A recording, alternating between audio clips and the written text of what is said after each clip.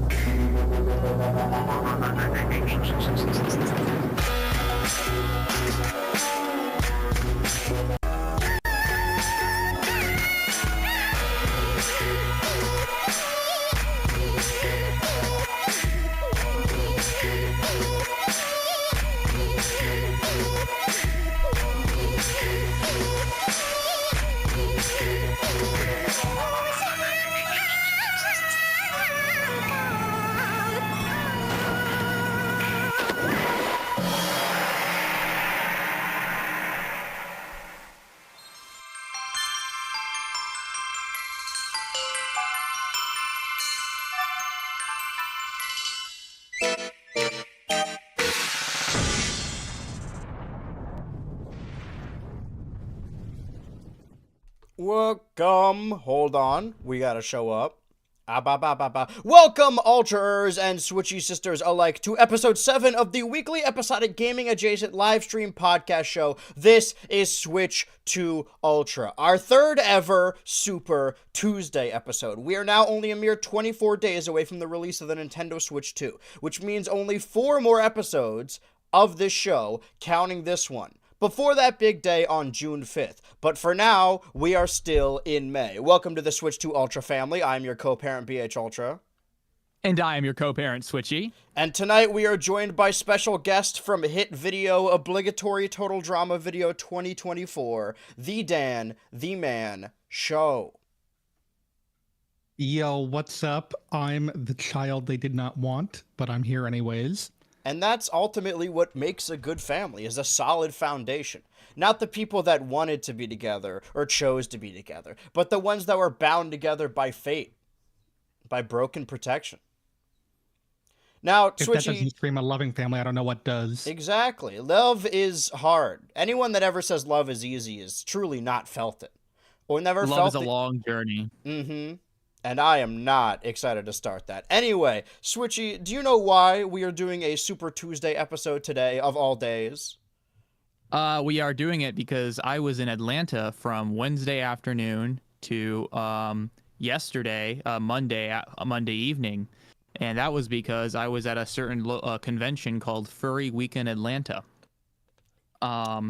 And it's gotten some buzz these past couple days. You know, I have it was a fun day. seen some of that. Yeah, no, that's why it was kind of interesting. Like apparently it's some of the buzz as the brouhaha has kind of gotten the attention of people who are a little bit outside of this whole community, and it's kind of interesting. I think like, you know, I guess the first thing I would say before anything else is that Furry Weekend Atlanta 2025 was the biggest furry convention of all time. Oh, wow. Like the number of attendance? Yeah, number of attendance. This is physically the biggest. What's interesting about that, and I guess this is an important kind of point to make, is that what's been happening these past couple of years is that pretty much the most recent big con is the biggest con of all time. And then in a couple months, it'll be surpassed by a different con. So, for example, like the three big cons, I think, maybe Megaplex is one of them too, are Furry Week in Atlanta, which happens in May, Anthrocon, which happens in Pittsburgh and happens in July, and Midwest Fur Fest, which usually happens in late November, early December. And that one's in Chicago. Okay.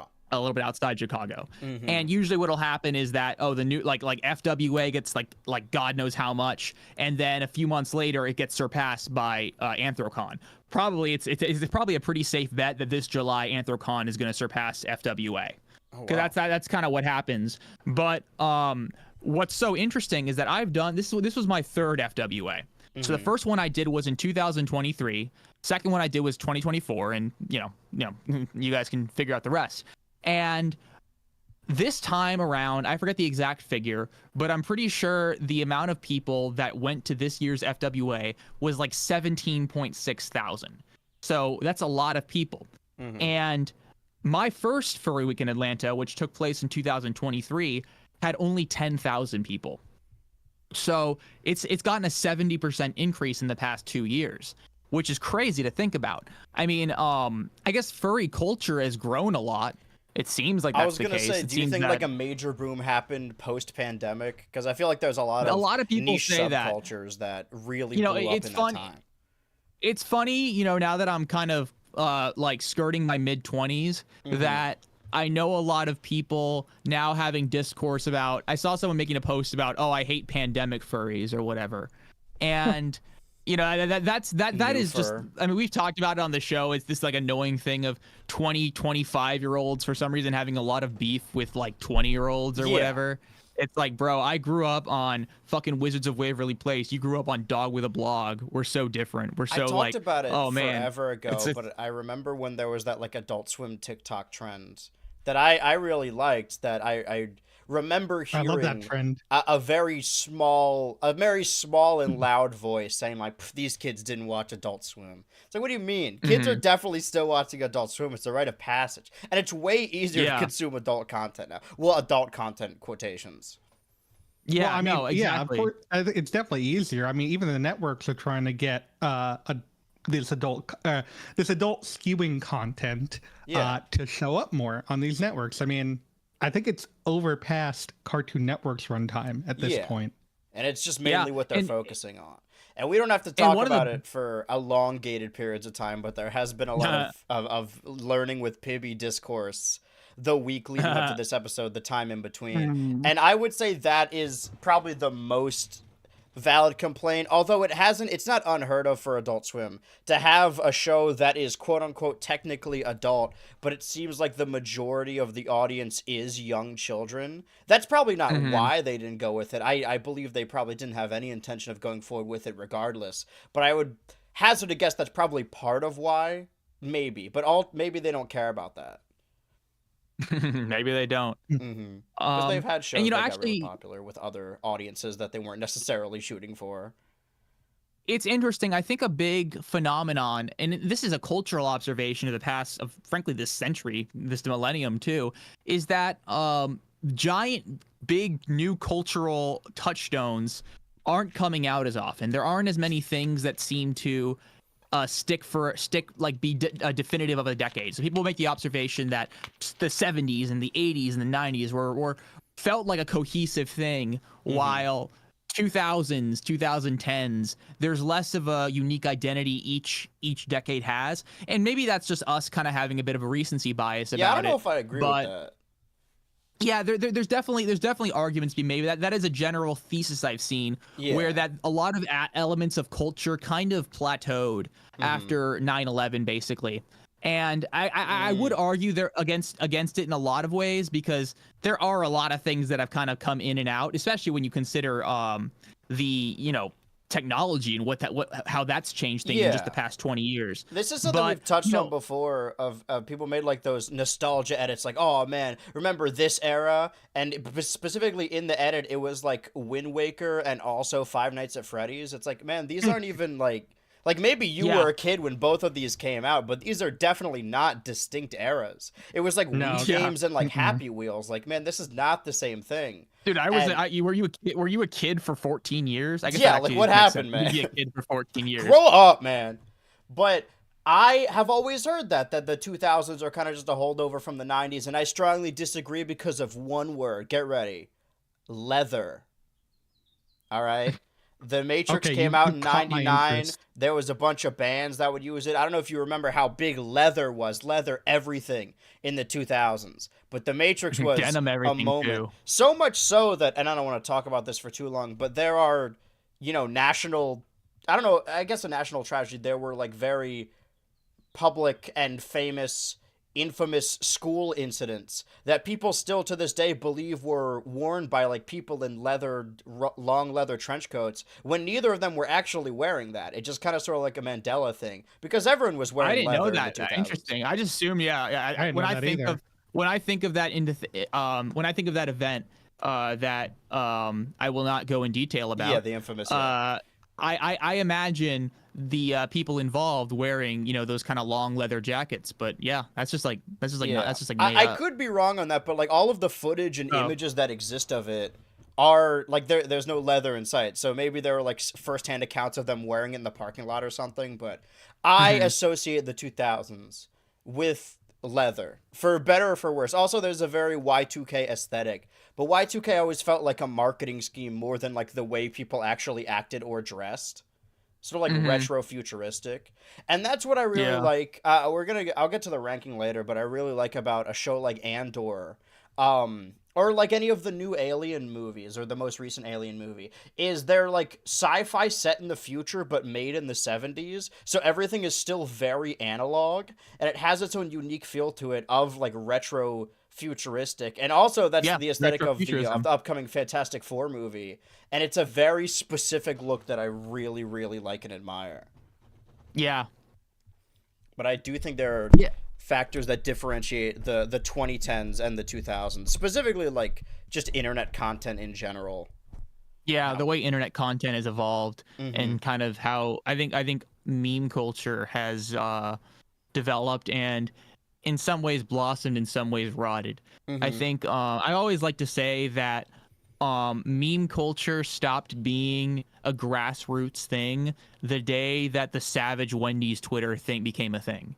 Because I think that was one of the first instances where there was a targeted kind of marketing campaign using social media in a way that I think a lot of companies hadn't done yet. It was like Wendy's, like Wendy's, why are your like burger patties square? That makes no sense. And they're like, oh, unlike McDonald's, we don't cut corners, just shit like that. It's like it's like suddenly it's these verified brand accounts trying to be savage, and nowadays people are sick of it. I mean, I know. There's a common joke that a meme is dead, like a viral thing is dead once Duolingo kind of chimes in on it, and nowadays Duolingo will chime in on it after 3 days. I mean, there was this like I'm sure you guys know who I'm talking about. I forget his name, but it's this guy who who like showed his daily routine, and he starts yeah. at like 4 a.m. and he just like bullshits and like wipes banana peels and shit Yeah. on his face. I had a thing where And, like I made a TikTok and I'm like, oh, I'm gonna post it whenever, and I put it in my bookmarks or just put it in my saved or whatever, and because like I felt like I was the only person seeing it, and then a few days passed and I'm like, man, this is old hat. Like this has already been talked yeah, about. no, To death. literally. Mm-hmm. Yeah. So I think that was an interesting thing. You know, I always like to bring up that one of the big changes I've seen in the last 10 years is that millennials and stuff now are now teachers, and they're now supervisors and stuff. Mm-hmm. You know, I've seen people's classrooms, like friends of mine or people I know who are high school teachers who are just a few years older than I am, and they have like little like Nintendo trinkets in their rooms. I just hang out and in that's high schools for crazy to fun. me. Yeah, really? It's funny. Actually, my friend told me earlier today. She's like, "Oh yeah, I was at my old high school." And I'm like, "Why Dude, the I fuck were you always at your heard old high about that, and school? I You're like remember that like 22." graduated seniors or people showing, not seniors, but showing up is like, can they just like walk around? Is this a public place? You can get a That sounds visitor's like pass. like a safety issue. I've heard of them Yeah. doing it at a college. That makes sense at a college, Yeah. but not a high school. Maybe I had a different You experience. usually would need but permission. I drove back to my high school like maybe a year or two after I graduated to watch like the show they were putting on, and I felt like a deep sinking pit in my stomach when I was in the parking lot, and I was like freaking out. I never want to go Dude. back there. For real. That's Mhm. valid. That's really valid. Mm-hmm. What was I saying? Fuck.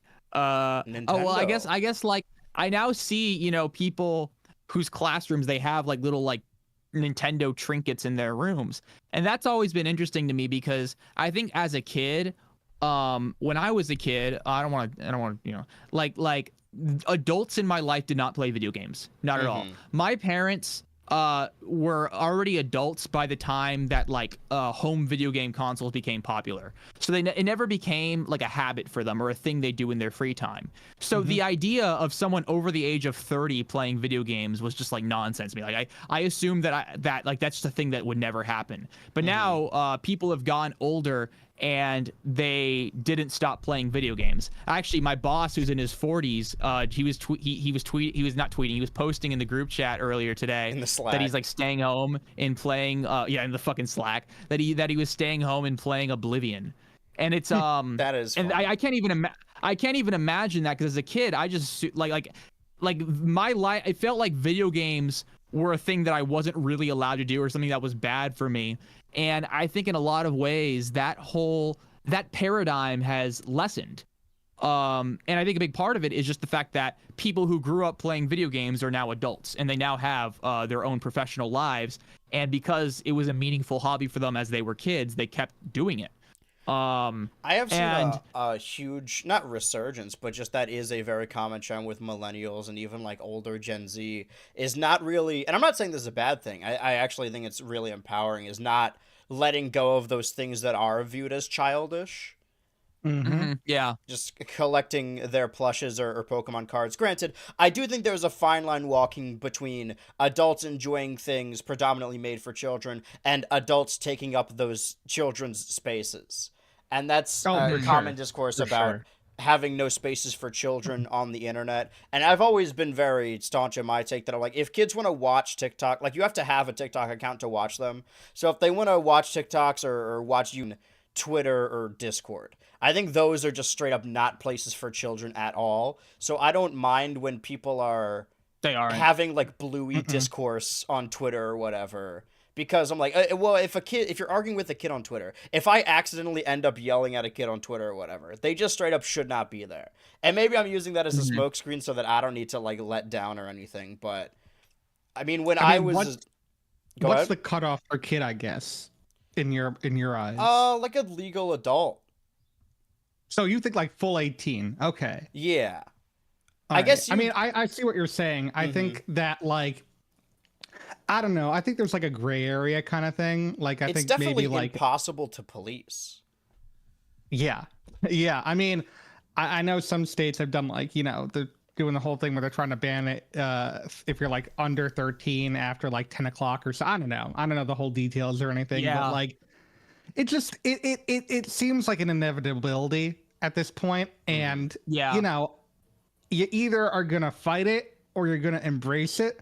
But if you're gonna fight it, I'm sorry to say that you're going to fail at some point, and at least the people who are embracing it are already preparing and have already gotten to the steps where they're integrating it. Like, I don't think I would have ever seen like a elementary or middle school class with like the technological like things that we have today, like getting in trouble so much for like using your phone or something, and now like you have the teachers using their phones to do these lesson plans and whatnot, and that's how they do their homework too. And it's just like, Dan, have you seen the F student trend on TikTok as of late? Have either of you seen this? All right, let me. I don't use TikTok.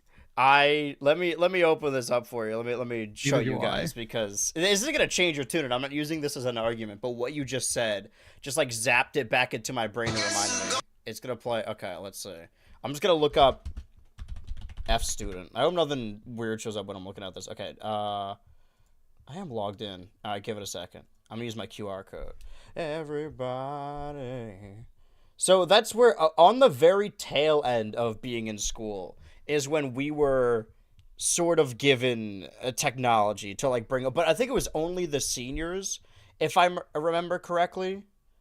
All right, here we go. Let me bring this up on stream. So a recent trend, it's an audio where like some grind set business guy is talking about different students. Like, if you're an F student, that just means you're so creative and you couldn't focus in class because you're thinking of business ideas. And people have used this audio to videos like this of just kids absolutely destroying their Chromebooks and laptops they're given for some reason. Okay, yes, okay, I have seen this before. I know it was called the F students trend. I thought it was like, called like the Chromebook trend or something. Yeah. Well, when you see people on the news talking about it, it's like it's a recent challenge that kids are, because everything is a challenge when there's like a trend going on. I've seen people like put paper clips in outlets and just I saw one dude like soldering his fucking Chromebook. Just absolute doing shit like this. This is all fun. Like just doing dumb shit in class. I see people like just throwing. Okay, this is the audio, but I want to see if I could find. I won't be able to find anymore, but I've seen people over this last trend, just if we want to call it that, just absolutely destroying the school's hardware, which is going to make it harder for other people to have. And ultimately, I don't care what kids are up to, but I've definitely seen trends where the trend is just destroying something. And I kept my tongue tied, or I kept my mouth shut about the chicken jockey situation. But as someone who worked at a movie theater, that shit pissed me off. Really? I did not like that at all. I think it's ridiculous. I mean, call me like a stickler all you want, but like, I think it's very uncool to like destroy property for a trend. I think that's really, really not cool. I think that's actually like fucked up. And obviously the chicken jockey thing wasn't always destroying property. I've heard actually some horror stories where that has been the case with, I don't know, I think it was a theater seat possibly. But even like making a big mess, I think is ridiculous. I think that's like, just it's one thing to like say it and cheer. That's fine. It's annoying, but it's not hurting anybody. But like to throw your popcorn all over is whatever. And the fact that like companies like Warner Bros. Are like, listen, we hear you. So why don't you go to these specific screenings where you can then party and make messes and, be goofy and loud and whatnot. It's like people are saying, oh, that's a really good idea. That'll really thin out the riffraff. A, it won't, and B, you're just making it twice as hard for the theater staff. It bombed on re-release, but I've constantly seen this. It bombed on re-release because it's still out. Yeah, it's still out. So for uninitiated audience, and by uninitiated audience, I mean me, what exactly is the chicken jockey thing? Like, was it just people like screaming whenever that scene happened in the movie? It started with screaming. It started with people saying chicken jockey along with the Jack Black's character, Minecraft Steve, in the movie. And then they started, in the span of a couple days, because the internet moves very quickly, tried to one-up themselves by everyone jumping up and applauding, everyone screaming, everyone like throwing their popcorn in the air, and then someone brought a chicken. some dude like dumped his soda on the guy in front of him. Yeah, and then eventually one dude just released an actual chicken into the theater.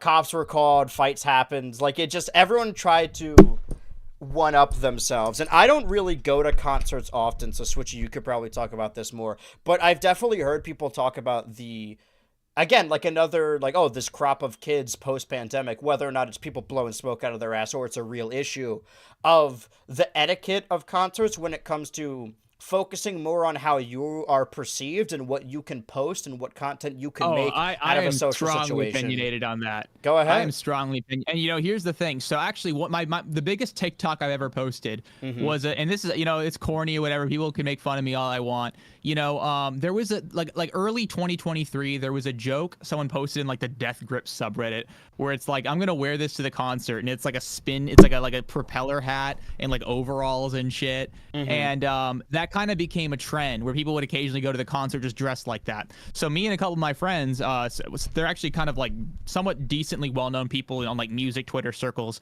We decided to go to our local Death Grip show wearing that. I posted a TikTok of it, and we just, you know, we were just normal people in the show, just kind of watching it, wearing something kind of silly. And I didn't get much hate on TikTok, but my two friends got a lot of shit thrown their way on Twitter. And because the thing is, one thing that happened was during that tour, you know, there was a lot of, you know, there's a lot of shit going on because Death Grips is I don't want to say a meme band because that implies that they are that like their music is a joke. It's not a joke. It's you know, it's for those of you who don't know, it's kind of a experimental kind of industrial hip hop act that blends a lot of genres together. It's really good music. It's really cool music. But ever since, first of all, actually I'll say that later. They have a bit of a following that's kind of tongue in cheek. So a lot of people shit post, a lot of people like make memes and stuff. And that's, in my opinion, it's been the case since they first started out. But there were a lot of instances, apparently at one show, like someone just like fucking peed on the fucking ground and shit like that. Oh my God. You know, people were wearing silly costumes. Eventually there was a point where someone was throwing stuff at the stage, and like halfway through the show, the guys in the band just said like, you know, fuck this, and they walked off stage. And I don't know, I don't remember if they canceled the tour after that or not, or they just kind of stopped that show. But eventually that immediately started discourse about this like quote unquote attention seeking behavior. Yeah. And the fact that oh, everyone just wants to go to the concerts to cause trouble or whatever. And I don't like that because, first of all, especially GA shows, if you don't know, GA shows are general admission shows where there's no seating really. It's just people kind of like gathering around a stage. There's not often that much protecting the people on stage. So it's kind of an implicit understanding that you respect the people on stage, but it doesn't take much to break that respect and have some shit asshole start kind of trying to do, you know, throw things at them. You know, even at shows I've been at that go well, you'll occasionally hear like people in the audience just like yelling mean shit or yelling like, oh, play this song, et cetera, at people. And it's disrespectful, it's rude, stuff like that. And it obviously, but that's obviously not comparable to peeing on the fucking ground. But actually, that's the thing, is that like my friends got a lot of hate when all they did was wear silly costumes. Yeah. Because it's kind of an inside joke for fans of the band. And they were kind of said, oh, well, this is all part of the same problem. And first of all, I don't think it is part of the same problem. I think there's a difference between wearing, you know, like concert, like outfits to a to a show for fun, and obviously being overtly disruptive to other patrons and or the people on stage. But even if that wasn't the case, well, actually, my friends were being kind of like said, "Oh, you're the reason Death Grips like broke up," which they actually didn't break up. Like just a few months ago, like we found out that they're still open to making music. But even if that wasn't the case, the main point I want to make is that people, there have always been assholes. There have always been people who overreact for attention. There's always been people who do crazy fucking things to get negative attention. I don't think it's really been, it's much like a really new thing. And I don't like when people act like it is, you know, especially, you know, one of my favorite books of all time is Our Band Could Be Your Life by Michael Ozerod. And that was a book about a lot of the big, well, not big actually, a lot of the underground rock bands in the 80s that kind of paved the way of alt rock in the 90s. So that's like bands like Minutemen, like bands like Minor Threat, and bands like Fugazi. And one of the things you find out, especially in the punk scene, is how fucking like how rowdy these shows were. I mean, you had fights breaking out. You had people like screaming and throwing shit, and you would have instances where people on the fucking stage would have physical fights with patrons. So, and I do it sort of seems hate that at punk shows. Maybe I'm too soft, but like moshing is one thing, but I've seen people like in mosh pits that very clearly are just like, I'm gonna find the smallest person here and I'm gonna kick them in the head. Like that's not the spirit of moshing. Yeah, but I'm not even talking about that. I'm just talking about outright troublemakers who are just going there to cause trouble and just kind of like cause a scene and shit like that. And there's tons of stories about that even back then. And I think the fact of the matter is that for a lot of rebellious and I don't want to say uncouth, but this kind of music, well, not even just this kind of music, you're gonna have shitty people. Yeah. And I guess, there's things you can say and do about shitty people. I guess one thing I don't like is when people just kind of talk about, oh man, back in my day we respected each other. It's like, I don't know. For real. Well, for general admission shows, there's a high trust community, is what you were saying. Yeah, and I think there's always been issues. I mean, I think in the book there's so many points, especially in the Fugazi section, about how Fugazi would like bend over backwards to just like deal with people causing trouble. And there's tons of little stories about it. I just love the band Fugazi. Because you don't want to be the one that's like telling people to stop, because then you get marked as lame or something. Yeah. But not even that with that band, but yeah. The first Super Tuesday episode we did was because I was in Vegas the weekend prior for WrestleMania. And whenever that happens, whenever the WWE has a huge event in a city, a bunch of other like smaller wrestling organizations kind of congregate there and have their own shows. And when you're at like a WWE event, there's barricades and a ton of security and everything going on. But going to these indie wrestling shows are a lot like just indie music or any under other indie scene, where it's just like 100 people sitting in chairs right in front of the ring, and the wrestlers will sometimes just straight up jump into the chairs. Like there's it's a trust there. You need to be like a community member. Although anyone could buy tickets, like there's a stigma there. And when you're at a huge wrestling show, you can kind of just scream whatever and make the people around you laugh. But when you're at like one of those, like you respect what they're doing in the ring and you don't want to make it about yourself. There has been a whole thing in wrestling about like putting yourself over. And in talking about like how the idea that this is only a recent thing, that audience members are there to like show themselves off. The only difference now is that everyone has a camera in their pocket and can record things. When you watch old wrestling footage, this has been a thing in the wrestling community or a wrestling organization have talked about, like, how do we bring signs back? How do we convince people to bring these signs? Because if you ever watch old footage, like every other seat is holding up a sign, and that's the aesthetic of the time.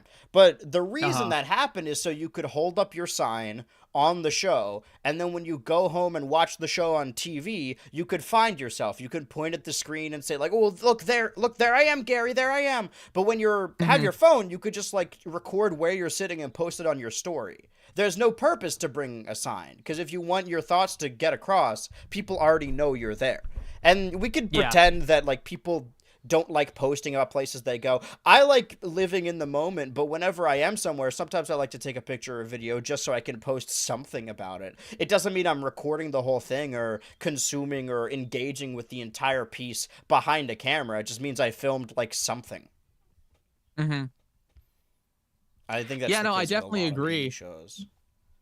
And yeah, I think and for large shows, there's always more of a security presence. There's more of a distance between the audience and the performer, and because of that, there are fewer ways that an audience member can completely just fuck shit up. Yeah. Although not always. I mean, there's still instances where even big performers have people like kind of throw shit at them and stuff.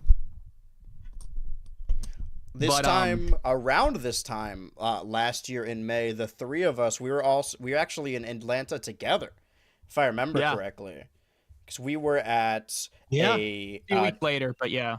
Oh yeah, is it the same time every year? It's last year was weird because fourth Sunday, right? Yeah, so last year was weird because normally it's Thursday, Friday, Saturday, Sunday, but last year it was Friday, Saturday, Sunday, Monday. Thanks Disney Lorcana. Nice I going. forgot about that. Wait, what But yeah, is actually, that? it's funny. That's Yeah, kind no, of, that's why it was Friday, Saturday, Sunday, Monday, because Thursday there was a Disney Lorcana thing, and that's What's that? why Oh, right. I it's like a heard about Disney that. card game thing. Yeah. I did see people that Oh were yeah, like I remember coming from seeing there, signs for or that. Ubers were talking about it. Yeah.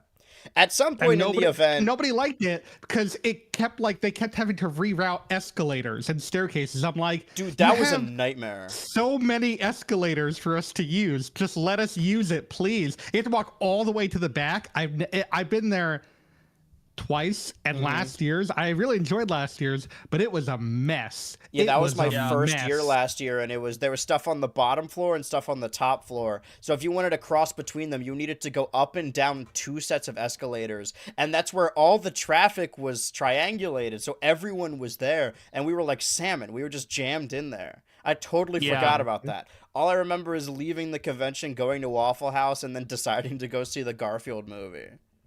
Which was the was most great. fun I had. That was the so most much I had. fun. I I love guess that. that's... Actually, No, go ahead. oh well, actually, this kind of goes back to the FWA thing, because over the last weekend, there were so many insane decisions. Well, first of all, as I said, there's almost twice as many people at this con than just 2 years ago. And the place that in Atlanta that FWA is kind of held at is actually like only like 2 or 3 blocks away from where MomoCon is held. It's over at the Peachtree Center, and there's a couple of hotels that are kind of connected by Skybridge. And it was a good venue for 10,000 people, but as this con gets bigger and bigger, it's getting more and more clustered. So, there were points in time where security personnel would kind of hold their arm in front of you to stop you from going up an escalator because they just wanted to control traffic. There were so many choke points, and most of the con, I was avoiding all the crowds. I couldn't even get into the dealer's den or anything the first 2 days. And even if I wanted to, I would have had to get this virtual queue thing and get a time that I was allowed to go to the dealer's den. And even then, on Saturday, I was supposed to go in at 2 p.m. I went and saw the line that that was so long it got to the other hotel. And I'm like, dude, fuck this. I don't want to buy tchotchkes that much. So I didn't go until Sunday afternoon. And so basically it's this con of 17,000 people that's being relegated to a collection of ballrooms. It's insane. Yeah. And I think one of the sad things, and this is it seems that every con has all these ridiculous little logistic issues, but this is definitely one of the worst experiences I've had in terms of, wow, I just cannot do a lot of the things I'm supposed to be able to do at this con. But what I thought was also ridiculous is that the main hotel, they're remodeling the escalators. So the main escalators in the hotel are literally boarded up and completely shut down. And this is the biggest event the hotel sees a year. It's why it's not like there's it needs maintenance. They are outright tearing it apart and rebuilding it. And they're doing that for their biggest event. It's insane. I feel like I've heard so many stories like that of venues that are just not prepared for the audience they're about to get, or drastically underestimate the amount of people that are going to show up. Yeah, well, I think they probably saw it coming. I think what's so interesting, and well, I guess it is kind of interesting, I was talking about it with someone at the convention. They're probably right about this, is that I think a big reason this whole all this crazy shit took place is because these conventions are probably contracted with the venues for 5 or 10 year increments, maybe 3 years. And because of that, they're locked into this venue for a while. So there's a very decent chance that we might have to stick with this shit for a while longer, when honestly, what they probably should do, how many people go to MomoCon? 30,000? More or less? That sounds about right. Yeah, we're kind of pushing those numbers. I think the Georgia World Congress Center would be lovely for Furry Week in Atlanta. It's really close by. The only annoying thing is that actually it'd be harder to get food, because Furry Week in Atlanta, they can't totally fleece you for food, because just 1 second, I don't know if you heard that. They can't fleece you for food because they have a food court that's connected to the hotel where they sell stuff at normal prices. But at MomoCon, they charge you $15-$16 for a shitty personal pizza. Water for you, that's and one Little thing Caesars for your people. I'll let you know that I think FWA and Papa John's is the crossover we need, not For the real. crossover we deserve. Bring the Noid out. Get him in there. Get Domino's in there. Get the Noid to hang out in a big costume. My goal last year, I'm not going this year just because of other airfare, but my goal last year, because I always have like a main goal, at least for like my platform, each individual year, was to like go to all the major events that I always wanted to, or that I heard about that I thought people would be at. And the one I didn't go to was like Comic-Con, because it was close to proximity to other stuff. And I always heard and like seen cool things when it comes to animation or shows that I like there.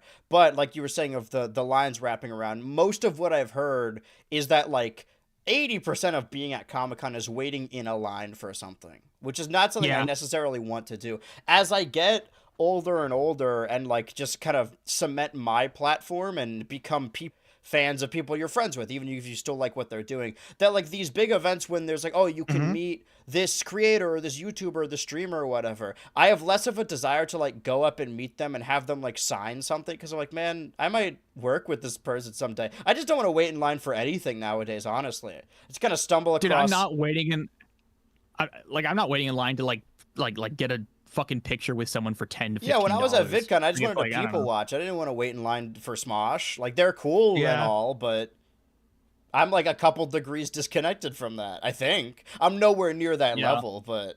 Well, yeah. I mean, one thing that's common at anime conventions is that you'll have like a billion freaking voice actors and actresses kind of like set up booth and stuff.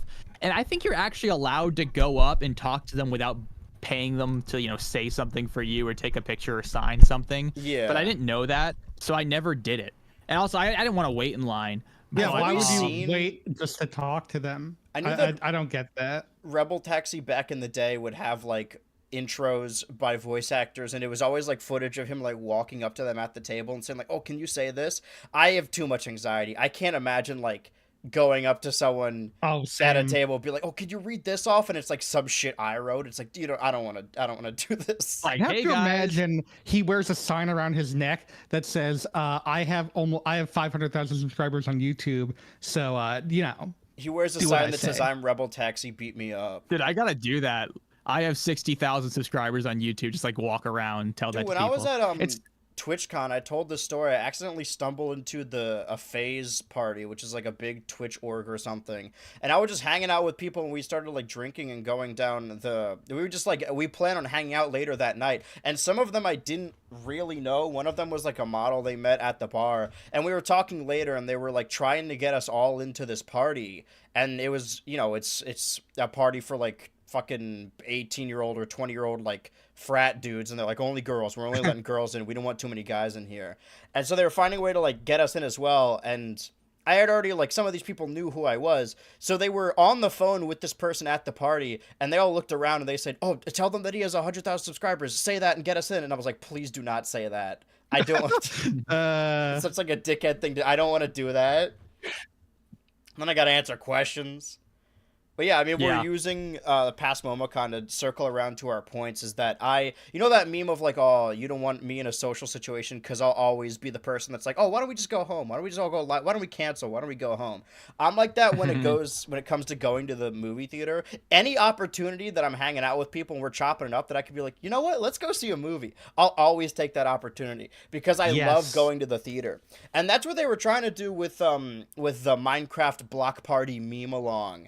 Is I've constantly seen headlines of being like, how do we get people to come back to the theater? You know, how do we make movie theaters a fun experience? And the answer for them is always like, oh, we got to make it interactive. We got to make it so people could post about this. But that's not the crux of a movie theater. I think that is like an inconvenient fact, is that a lot of younger people, or just people in general, would rather watch a movie at their home. I wouldn't. I hate watching movies on the couch. I love going to the movie theater. But for me, honestly, what I have heard from most people is the easiest way to make movie theaters accessible is to have movies in theaters for longer and just to make it cheaper. Yeah, I mean AMC just announced that they're slashing prices they're like on 50% Wednesday. Summer. Yeah.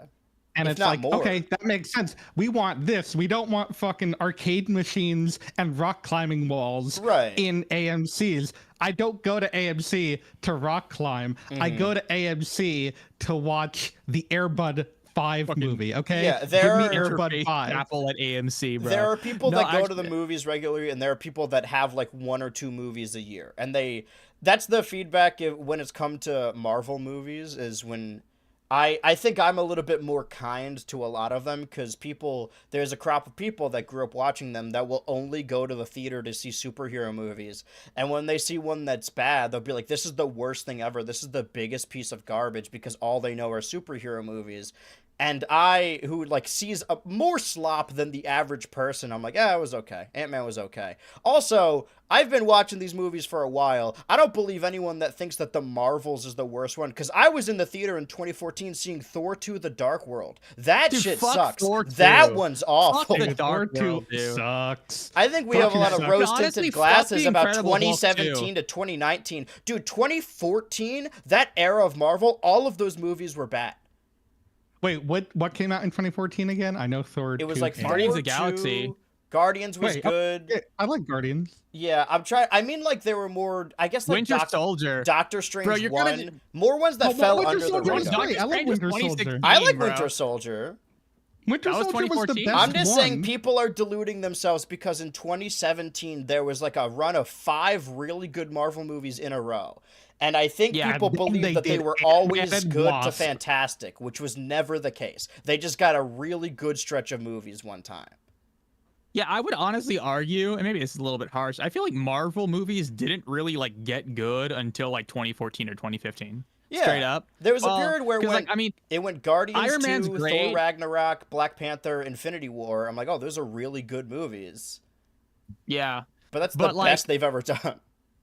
Iron Man is good. Iron Man 2 is like I don't really like it that much. Yeah. I fucking hate the Incredible Hulk. That movie bored the shit out of me. I hate That the barely fucking like That's not counts. MCU. That's not Incredible MCU. Hulk is yes it is. It is. Well, you No, gotta is watch yeah. it if you want to understand Captain America 4, Because like the Tony Red Stark Hulk's in this one. pulls up right at the end.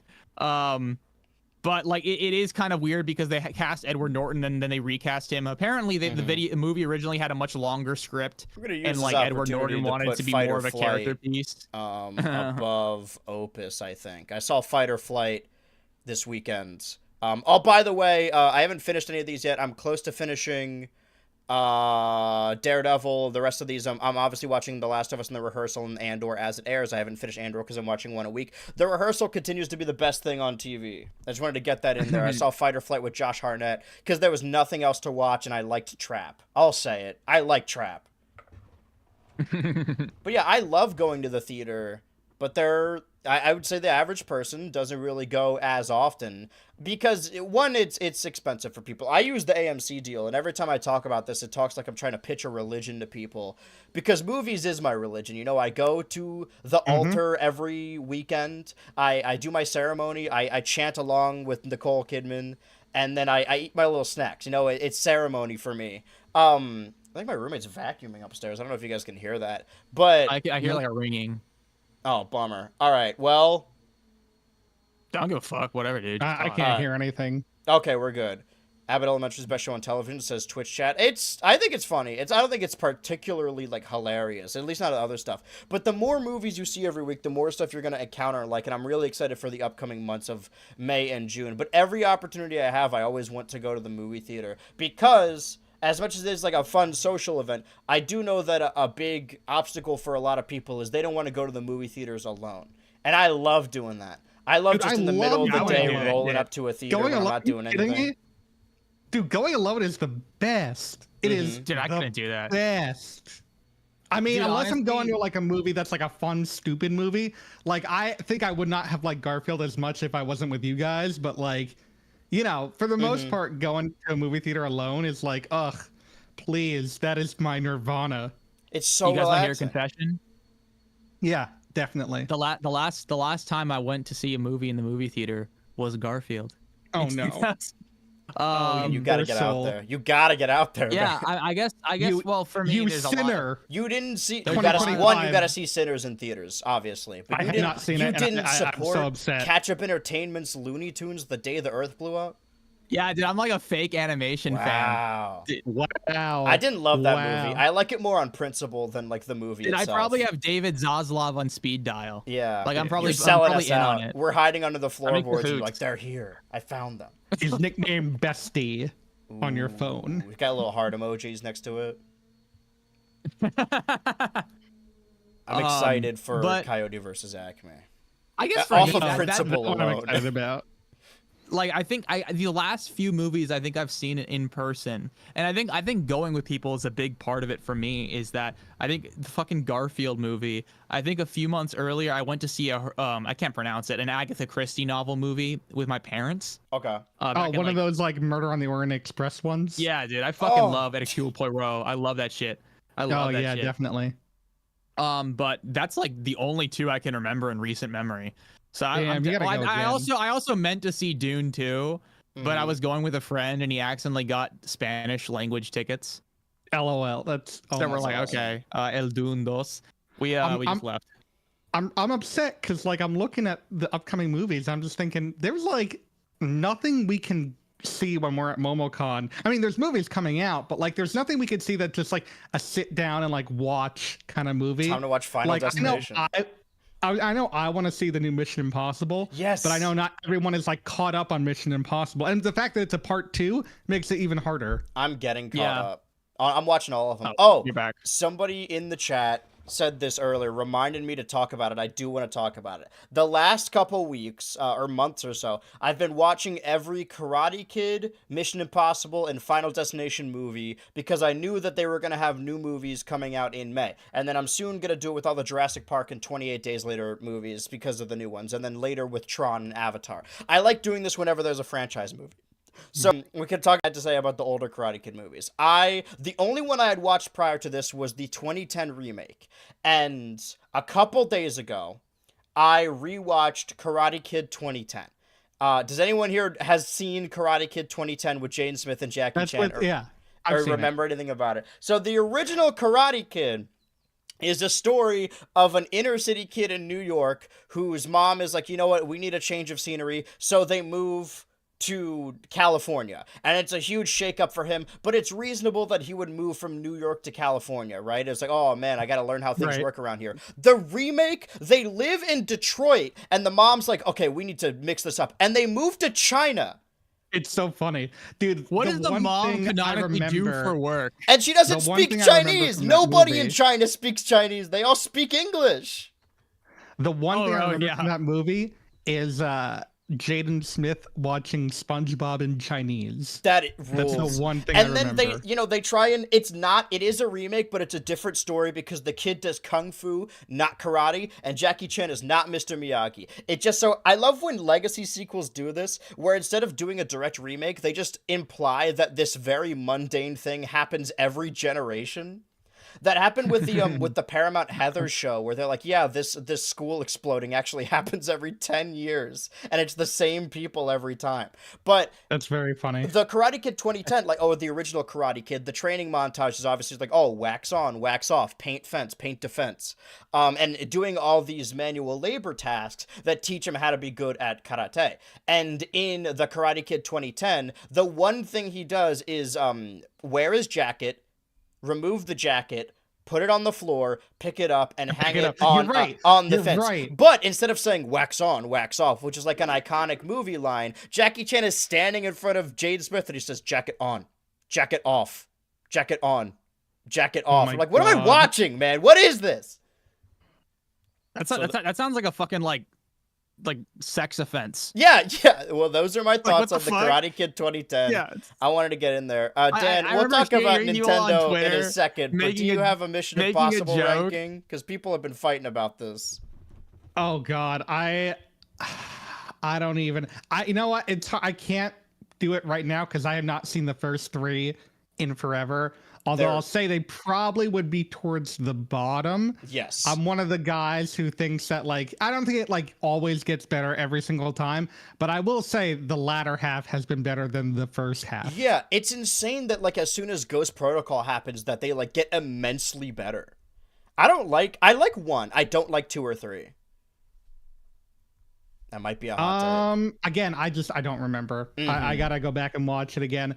Like, it's been on my list for a while. As of right now, I also want to watch the fucking Naked Gun movies before the next Naked Gun movie. Isn't that September? Is that? It is. So okay, yeah. Or it's like August or September. I'm like, yeah. Damn, I've never seen these, and I really want to see these. And it's like, for the first time ever, in like what seems like forever, I watched the teaser for this comedy movie, and I laughed.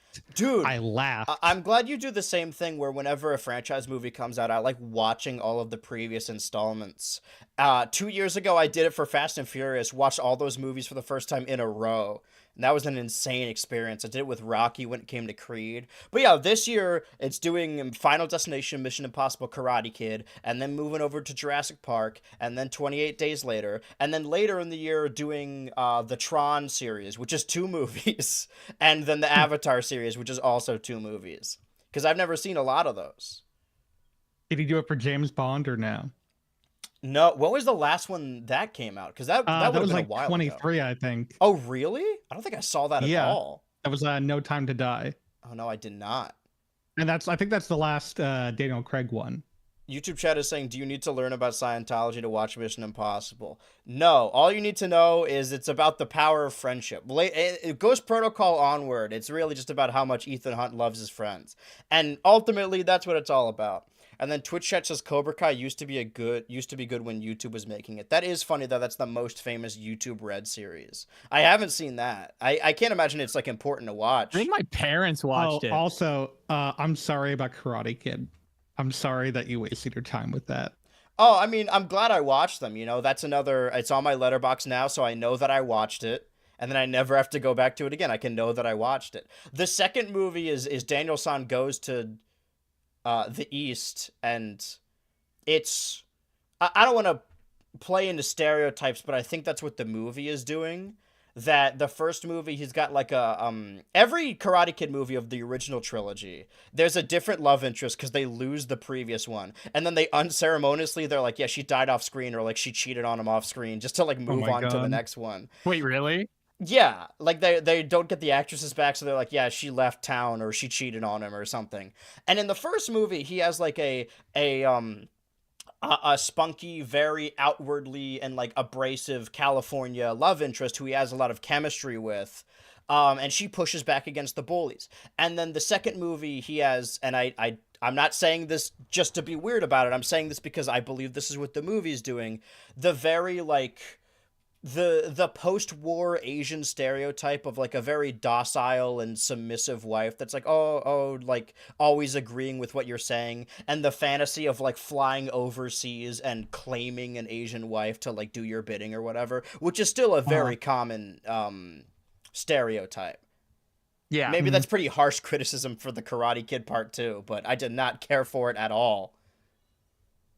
So those are my feelings on the Karate Kid. Very How can discourse. I make this about American expats in Thailand? How can I make Karate Kid 2 about Southeast Asian tourism? We need to get people to go. Was there a third one? There was a third one. I fell asleep during it. Oh, so okay. I don't remember what happens. Right. But weirdly enough, it's an idea. It starts like Cobra Kai. Like it follows the Cobra Kai. Like it follows, by the way, the master of Cobra Kai is named John, and the kid's name is Johnny, not to be confused with John. And it follows how they like fuel that reek of failure. And like the first half of the movie is about that. I'm like, man, is this just Cobra Kai? Like I didn't know they already did this. Twitch chat says you don't need to watch the original Karate Kid movies for Cobra Kai unless you want to watch. No, I mean, do I need to watch Cobra Kai for Karate Kid New Legacy or Legends or whatever it's called? I assume not. You don't recommend to watch 3 onwards because it becomes too corny. I didn't watch the next Karate Kid either. I think the heart of the original movie is Mr. Miyagi and Daniel-san. And those two are together in the next 2, and they're still the best part of those movies, but afterwards it's Mr. Miyagi with some other girl, and then Jackie Chan and Jaden Smith. But I think I'm all caught up for now. It'll be the next thing I watch. So let me ask you, Daniel-san, Dan the Man Show, since you are our guest here, how do you feel about the Nintendo Switch 2? Wow, that was a perfect segue, I gotta say. Yeah, well, we're an hour into this. I feel like we should talk about video games at some point. How do I feel about it? Yeah. I think it's going to sell like hotcakes. I think it's already selling pretty well. I think that it is going to get a lot of positive reviews at first. That being said, I also think it's going to get a lot of detractors because we've had years and years and years of gripes about the Nintendo Switch. And a lot of those gripes don't seem to be, not a lot, but some of those gripes don't seem to be getting fixed with the Switch 2, which I gotta say, I'm not gonna lie. Okay, hot take, but I never cared that the Switch never had like a custom theme or that kind of thing. I'm glad it has a dark mode, and I'll use that dark mode. And like, if it means it'll run smoother than the Wii U menu did, I'll take it. That being said, the Switch eShop not having music and running that terribly, that is like inexcusable. That is terrible. And I sincerely hope the eShop, the shop where you buy games, not even a game, actually runs this time. For me, it seems like it's a nothing to care about. Like, legitimately the only reason I wanted a new console was for the prospect of having a new Mario Kart and a new Smash Bros. That aren't like built on the previous ones. And we already got new Mario Kart. Like, as far as hardware goes, if you're just going to get a Switch 2, that's fine, but I'm going to have a Switch 2 and a computer, and if there's a third-party game I want to play, I'll probably just get it on Steam or on the computer. Like, I don't really take my Switch very often. I get that. I mean, I don't PC game, and I haven't really PC game until I got a Steam Deck, and that's what I use to PC game. And I do like my Steam Deck a lot.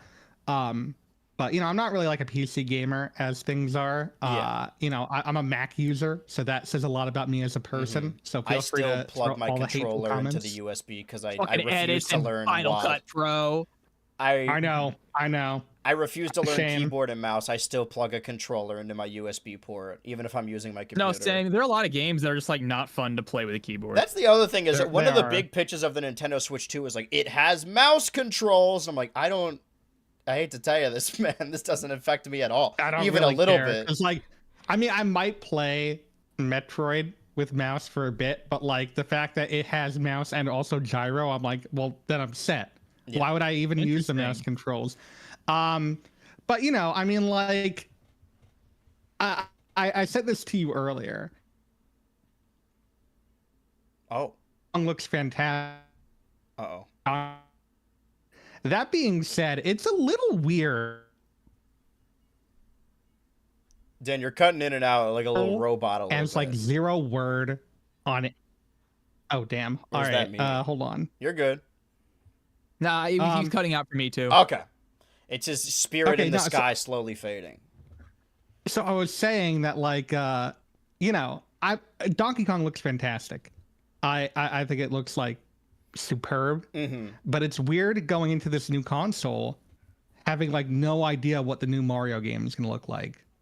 Like, that seems so illegal, you know what I mean? Like, it seems like that's such a weird thing. And like, I really do want the Donkey Kong game to sell well, but like, I don't know, it's weird that there's no big line Mario game soon at launch. And even then, like, I don't even need like a new Mario game, but like the fact that they're not even like taking something like Odyssey, for example, and adding content for the quote Nintendo Switch 2 version, like, that just seems like wasted like potential. Speaking of which, oh, sorry, go ahead. No, I think that Donkey Kong Bonanza is a Mario 3D World situation. I've seen a lot of people echo the same sentiment. It's like, yeah, Donkey Kong's cool, but show me the new 3D Mario. I hate to say it, I think this Donkey Kong game they've been working on is likely developed by the Odyssey team. I think this is the 3D Mario. Like, I don't think they have one in the works. Okay, so I agree. I think that, and I'm glad that like we have this game coming, and hopefully it's really good and it sells very well. But like the fact that they're not even like taking advantage of the Switch 2 editions and doing anything like post sequel for these very popular Mario games, Well, like, that we know of. that seems like interesting that they're not like doing that from pretty close to the beginning, I'd say. YouTube chat is and, saying, like, ain't too crazy, GameCube launch with Luigi's Mansion instead of mainline Mario. I was going to use that as an example, but then I remember that Sunshine launched like a year or two after. Like, it wasn't that far removed. yeah, Luigi's Mansion was the launch, and then Right. Mario was pretty soon after. Yeah. Yeah, I think if there is a 3D Mario anywhere in development, we wouldn't see it for like 2 or 3 years from now. Yeah, and Yeah. and that's fine with me. It's just it's interesting that like Donkey Kong is the way they went, and I'm not complaining. I'm not complaining at all. But like the series has been dormant for like 10 years now, and it's just fascinating that that's the way they went. This is something we've talked about here before, that like everyone knows the character Donkey Kong, but very few people have like played the game since the Super Nintendo. So I think this is the correct decision to make. That's like, oh, we should make a major Donkey Kong game, because like, even, I mean, Switchy, you were saying earlier that like, oh, you know, my parents didn't play games, people older than me didn't know anything about games. Everyone knows Donkey Kong, even if they don't play games. My parents back in the day would always call my DS the Game Boy, and it pissed me off. Yeah, they know Donkey Kong. So making a game, whether they play it or not, maybe just to get for their kids, they're like, oh, this is Donkey Kong. I know Donkey Kong. I like Donkey Kong.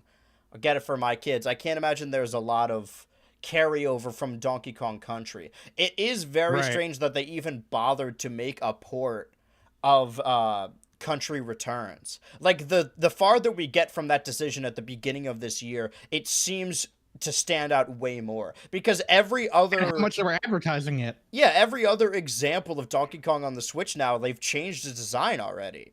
So it's weird that they released that game. It would have been better if they just didn't, ultimately. Like, I'm glad it's on the Switch, but I know it's weird, and it's even worse if they did it after Tropical Freeze, which is a much better game. Like, it's strange, that decision. And you know, in regards to the whole Donkey Kong design debate, I think it's dumb. I think like they're both fine. That being said, I think it's a little strange that they replaced the profile pic. That I didn't like that. I'm like a little like, they're trying to cover something up. what are you trying to do here, Nintendo? It's just that seems like a little bit of erasure. It's a cover up. Something's going on. It is a bit of a cover up. And Well, you know, I said this to you earlier last week. I literally said to you, I'm like, you know what? If they fix the frame rate of Bowser's Fury, it could get a resurgence, and it could be like the hot button game for like a month online. Yeah, release 3D World a third time. Exactly. Yeah, like, literally. So Dan, did you end up getting your pre-order? Okay, so let me tell you the pre-order story. Of course. So, Oh my fucking you know, God. I don't really know. I unfortunately, you know, I just, you know, there's so many stories, so I apologize if you said it and it's fallen to the wayside. I So like hearing basically, everyone's story. on the day, so it's pretty interesting. I've been hearing horror stories all around. On the day of the pre-orders, normally my go-to store with these kinds of pre-orders is Amazon, but ever since something happened last year, something fucked up happened, and now they just don't do anything Nintendo first party at all. Like, at all. They don't. Yeah, it's for weird. pre-orders or orders. I'm like, what happened? What specifically happened? And like, nobody has an answer. Nobody has an answer. People say it's because it got leaked street date early with like Tears of the Kingdom and whatnot. It got leaked. That happens with like stuff like Best Buy too, and they're buddies with Best Buy. And B, that's not even why, but nobody knows why. But that's besides the point. Anyway, so it's, you know, it's whatever. It was like a Wednesday or something, right? Yes. I Wait. think it was a Thursday at 12 a.m. It was April 23rd. So you know, Wednesday into Thursday. So because Wednesday, I like remember that's when 11:30. the Me at the Zoo video went up, and I was very meticulous about getting that up at the right time. Right. So it's like Wednesday into Thursday. I have I sign into all these sites: Target, Best Buy, Walmart. I already had accounts with them for like previous things. My go-to was Best Buy just because I had the best like experience with them prior. But you know, if that didn't work, there was also Walmart and Target. You know, I just had them all up just in case. You know, I had the pages open to both the regular and the bundle just in case. I signed in. I updated all my address info, my payment info. I added Apple Pay as an option because I heard that would be quicker. And we all know what happened at midnight on that Thursday. All of the stores basically shit the bed. All the storefronts basically died from just an overload of people. And, I was just refreshing. I had Wario 64 and Nintendo on notification blast, just ready to go.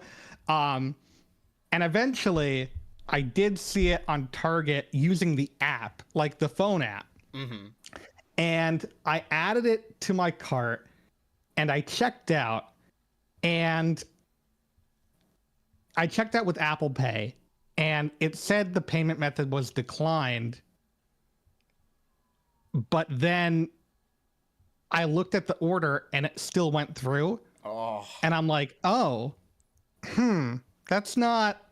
interesting. I put it on a credit card, so it wasn't the fact that it was like a lack of funds, and it was nowhere near my limit either. So it was like, I don't know why that happened, because it was probably like a large expense. That's probably why it was declined, but it still went through, like I said. But anyway, I thought to myself, you know what? Let me try to order another one, because they're not going to charge me until it ships anyway. So let me order another one and just see if that goes through. So the rest of the time was me on the Target app, like refreshing and checking and refreshing and checking. Meanwhile, Best Buy, I don't know what was going on with Best Buy. They were just like an hour or two late to the party. And I had joined the queue for Walmart, but I actually never did this with Walmart before. So I never really had an idea of what to expect. But I'm refreshing the queue. I'm checking all the pages. And I go to the Walmart page. I'm like, oh, it says I'm ready to go. And I can add it to my cart and check out. And I did. I added the bundle and I checked out. And no errors, no issues, no anything. I'm like, oh, that was surprisingly simple. And this is at 12:30 at this point. I'm like, I was not expecting it to be this fast. Okay. I'm like, you know what? Just to be safe, let me order it again on Target, just to be safe. So then the next hour and a half was getting the Target app working. And then finally, I ordered a third Nintendo Switch with Target, not using Apple Pay, just using normal credit card information, which I did for Walmart too, and that went through. So right now I have 3 orders in. I'm probably going to cancel 2 of them a week or 2 before they ship out, just because I don't really need them. I'll probably stick with Walmart because they seem like the most reliable. I got mine through Walmart. It seems like with Walmart specifically, they're actually, in regards to delivery and shipping, they're actually having someone drive to the store, get it, and bring it to you. So okay, so you're getting delivery pre-order, to your house. Yeah. I am exactly. too. I wanted to get one there, and I wanted to do the midnight release. I'm gonna try. I'm not gonna do anything about my current pre-order because I'm not gonna risk messing with it because I got people coming over. Right. But I want to maybe go there if they are open at midnight and just I don't think they're gonna have. There's definitely no more pre-orders. They might have. I know Best Buy is saying they still have limited stock that isn't pre-ordered, something like that. I at least want to be there to document it, maybe just bug people, because I've always wanted to go to a console launch midnight release. But it says in my email that's oh, it's delivering. When you look at the order, for Walmart, is it a truck or is it a grocery bag? Ooh, let me check real quick. I'm gonna open up my email. Because if it's a grocery bag, that means it's actually going to be picked up at the store and delivered to you by a driver. It looks okay. So in my email, it's just a cardboard box. Checking out right now. It is a bag. It's a grocery bag. Okay, so that means someone's actually going to drive to the store and pick it up and drive it to you. Okay. I wonder if I could drive with them. Can I just hop in their car? Because that's my Switch. Can I get in there? Oh, that's funny. But okay, so meanwhile, speaking of Best Buy, Best Buy, that was the one store I had zero luck with. And I did the queues, I did all that, and it just never worked. And I'm like, you know what? I wish it was with Best Buy, but I got 3 solid right now. And I was thinking about the next day, I was thinking about, you know what? Should I go to GameStop? Just put my name down. But then that's how I find out that my local GameStop shut down in January. I'm like, oh my God. Well, never mind. I guess Nobody told me. And off topic, but kind of on topic, on the talk of midnight console releases. I was at a midnight console release back in 2017, but not the one you're thinking of. Not the one you're thinking of. Oh boy, was it the Stadia? PS4 Pro or some shit? I don't No, it was the NES Classic Edition. Oh, forgot about that. And I was like one of 6 people who got it. I got there at 11 o'clock at night in like the middle of downtown Boston, and there's one person ahead of me, and then the line started. I'm like, oh, I'm gonna get an NES Classic Edition. Nice. I mean, that rules. Because I have this idealized perspective of like seeing YouTube videos back in the day or like news recordings of like, oh man, the Wii midnight launch, forgetting that like that console was sold out like almost immediately. It was impossible to find one for a while. I have this idealized console launch that has never existed as long as I've been alive, of like just finding your local store and camping out outside of it. I always find that really fun, and I want to be a part of it. So maybe I will just go just to like record it and just to be there in the moment, as if it is even doing a midnight launch. I have to check out what places are and aren't doing it, because it isn't far from me, and I think it'll be a part of the experience. But I don't think I'll change my pre-order. It'll get to me when it gets to me, whenever that is. Right. Or because like the idea is like, oh, maybe I can go into Walmart and say like, hey, like somebody's gonna pick this up and bring it to me, can I just pick it up here? I could still ask. I don't want to. It's kind of like having a Jenga tower, though. I don't want to do anything with the pre-order that might change it even a little bit, because there simply are no more pre-orders, and I got a lot riding on this right now. But that's the catch-up we needed of the feeling on the Switch 2 and the pre-orders. Ever since the pre-orders happened, we've been having a different guest on every week to discuss their pre-order experience, how it went with them. So this is a valuable insight. We're both Walmart heads, I believe. We both got it through there. So you're going to be playing that day one. Yeah, I mean, I might be. That being said, I need to like really crank out these videos, so I might wait till the weekend, but like even then, I will say, like, I've just seen the online discussion. I'm like, I'm sure it was a problem for a lot of people, but like as far as like wanting to get like a console, and I was there for like, I was in the trenches for some of these. That was like one of the more straightforward ones, even with all the fuck ups from all the websites. Yeah, I mean, you did need to put forth like you had to like be in there. Like I had all the tabs open and I was switching back and forth. No, you had to like, people don't realize you have to have all the info. You got to have an account. You got to have the information. You got to have the payment information, shipping, billing. You got to have that all set up. That was the biggest issue for me, is I had it set up. That's on you. I had it in my cart, and then it's like, oh, pick which Walmart, what your address is, and I kept trying to like put my address on my card in, and it was like, oh, sorry, our system's down right now. That was the biggest issue. No. I got it in my cart immediately, but I had to like put in my information. It sounds like you had a much easier time in the grand scheme of things. Well, I mean, did you have more than one address? It was set to my mom's address, and I was like, no, I want it to be my new place, because I just never changed it. Because how often do you order things from Walmart? I don't. I ordered one. Okay. Yeah, it never came up, I guess. I ordered one thing from Walmart ever online, and it was the Ace Attorney anime season 2 Blu-ray. And I ordered that from Walmart, and they sent me a country music CD. That's close. Almost got it. It's just like, damn. Well, this is exactly what I ordered.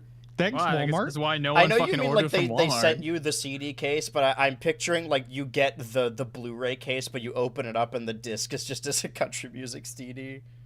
That would be like even worse, because that's like salt in the wound. Right, that means because the country music CD, that could be an accident, but if they sent you the game and there's a disc inside it, that's malicious. That means someone had to open it up and replace it on purpose. Oh, that reminds me actually that when I was a kid, I was a teenager. I asked for a Blue Yeti for Christmas. Nice. And someone along the Amazon Prime kind of, supply chain, cut a hole in the box and stole it. Really? Which is, yeah. So we got like literally. There's like a heist on my Blue Yeti, dude. Oh my god. Unfortunately, they just replaced it. They didn't give a fuck. But like, it was funny that they just I had a whole I thought that was situation. A heartbreaking story of like asking for something and your parents like mean really well, but then they get something that is like fully wrong and just isn't compatible at all. And you don't want to say anything because, like, you know, they probably spent money on it. Yeah.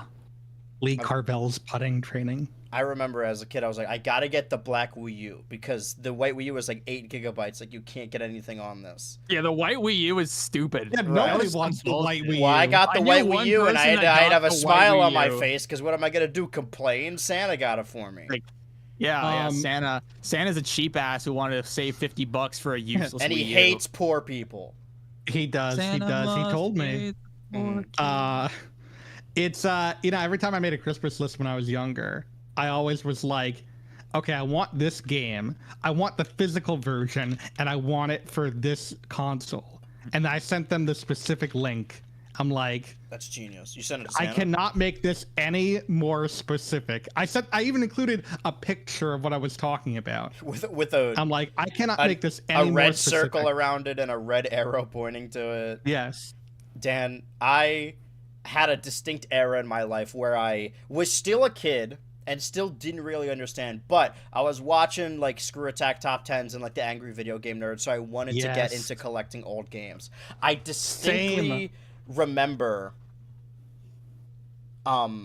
this like I didn't feel anything at the time, but looking back I'm like, why I got an NES with the Zapper for Christmas one year, and it came with like Mario and Duck Hunt, like, you know, the whole NES setup. And I got it in a box. Not pristine, but like in a box, like in the NES box. And I ripped that box fucking open to get to the NES. Oh my god, fucking sicko. I tore that NES box to shreds. If it makes it feel better, I did not keep any of my N64 or Game Boy Advance cardboard boxes. I have my Wii and 360 onwards, but now I have so much cardboard, and I don't have anywhere to put it. I think I might have thrown away a Switch case. Maybe I didn't. I don't remember. I mean, they're still selling Switches. I'm still sick. I'm still the kind of guy who's like sick of that shit. Like, I'm like, ugh.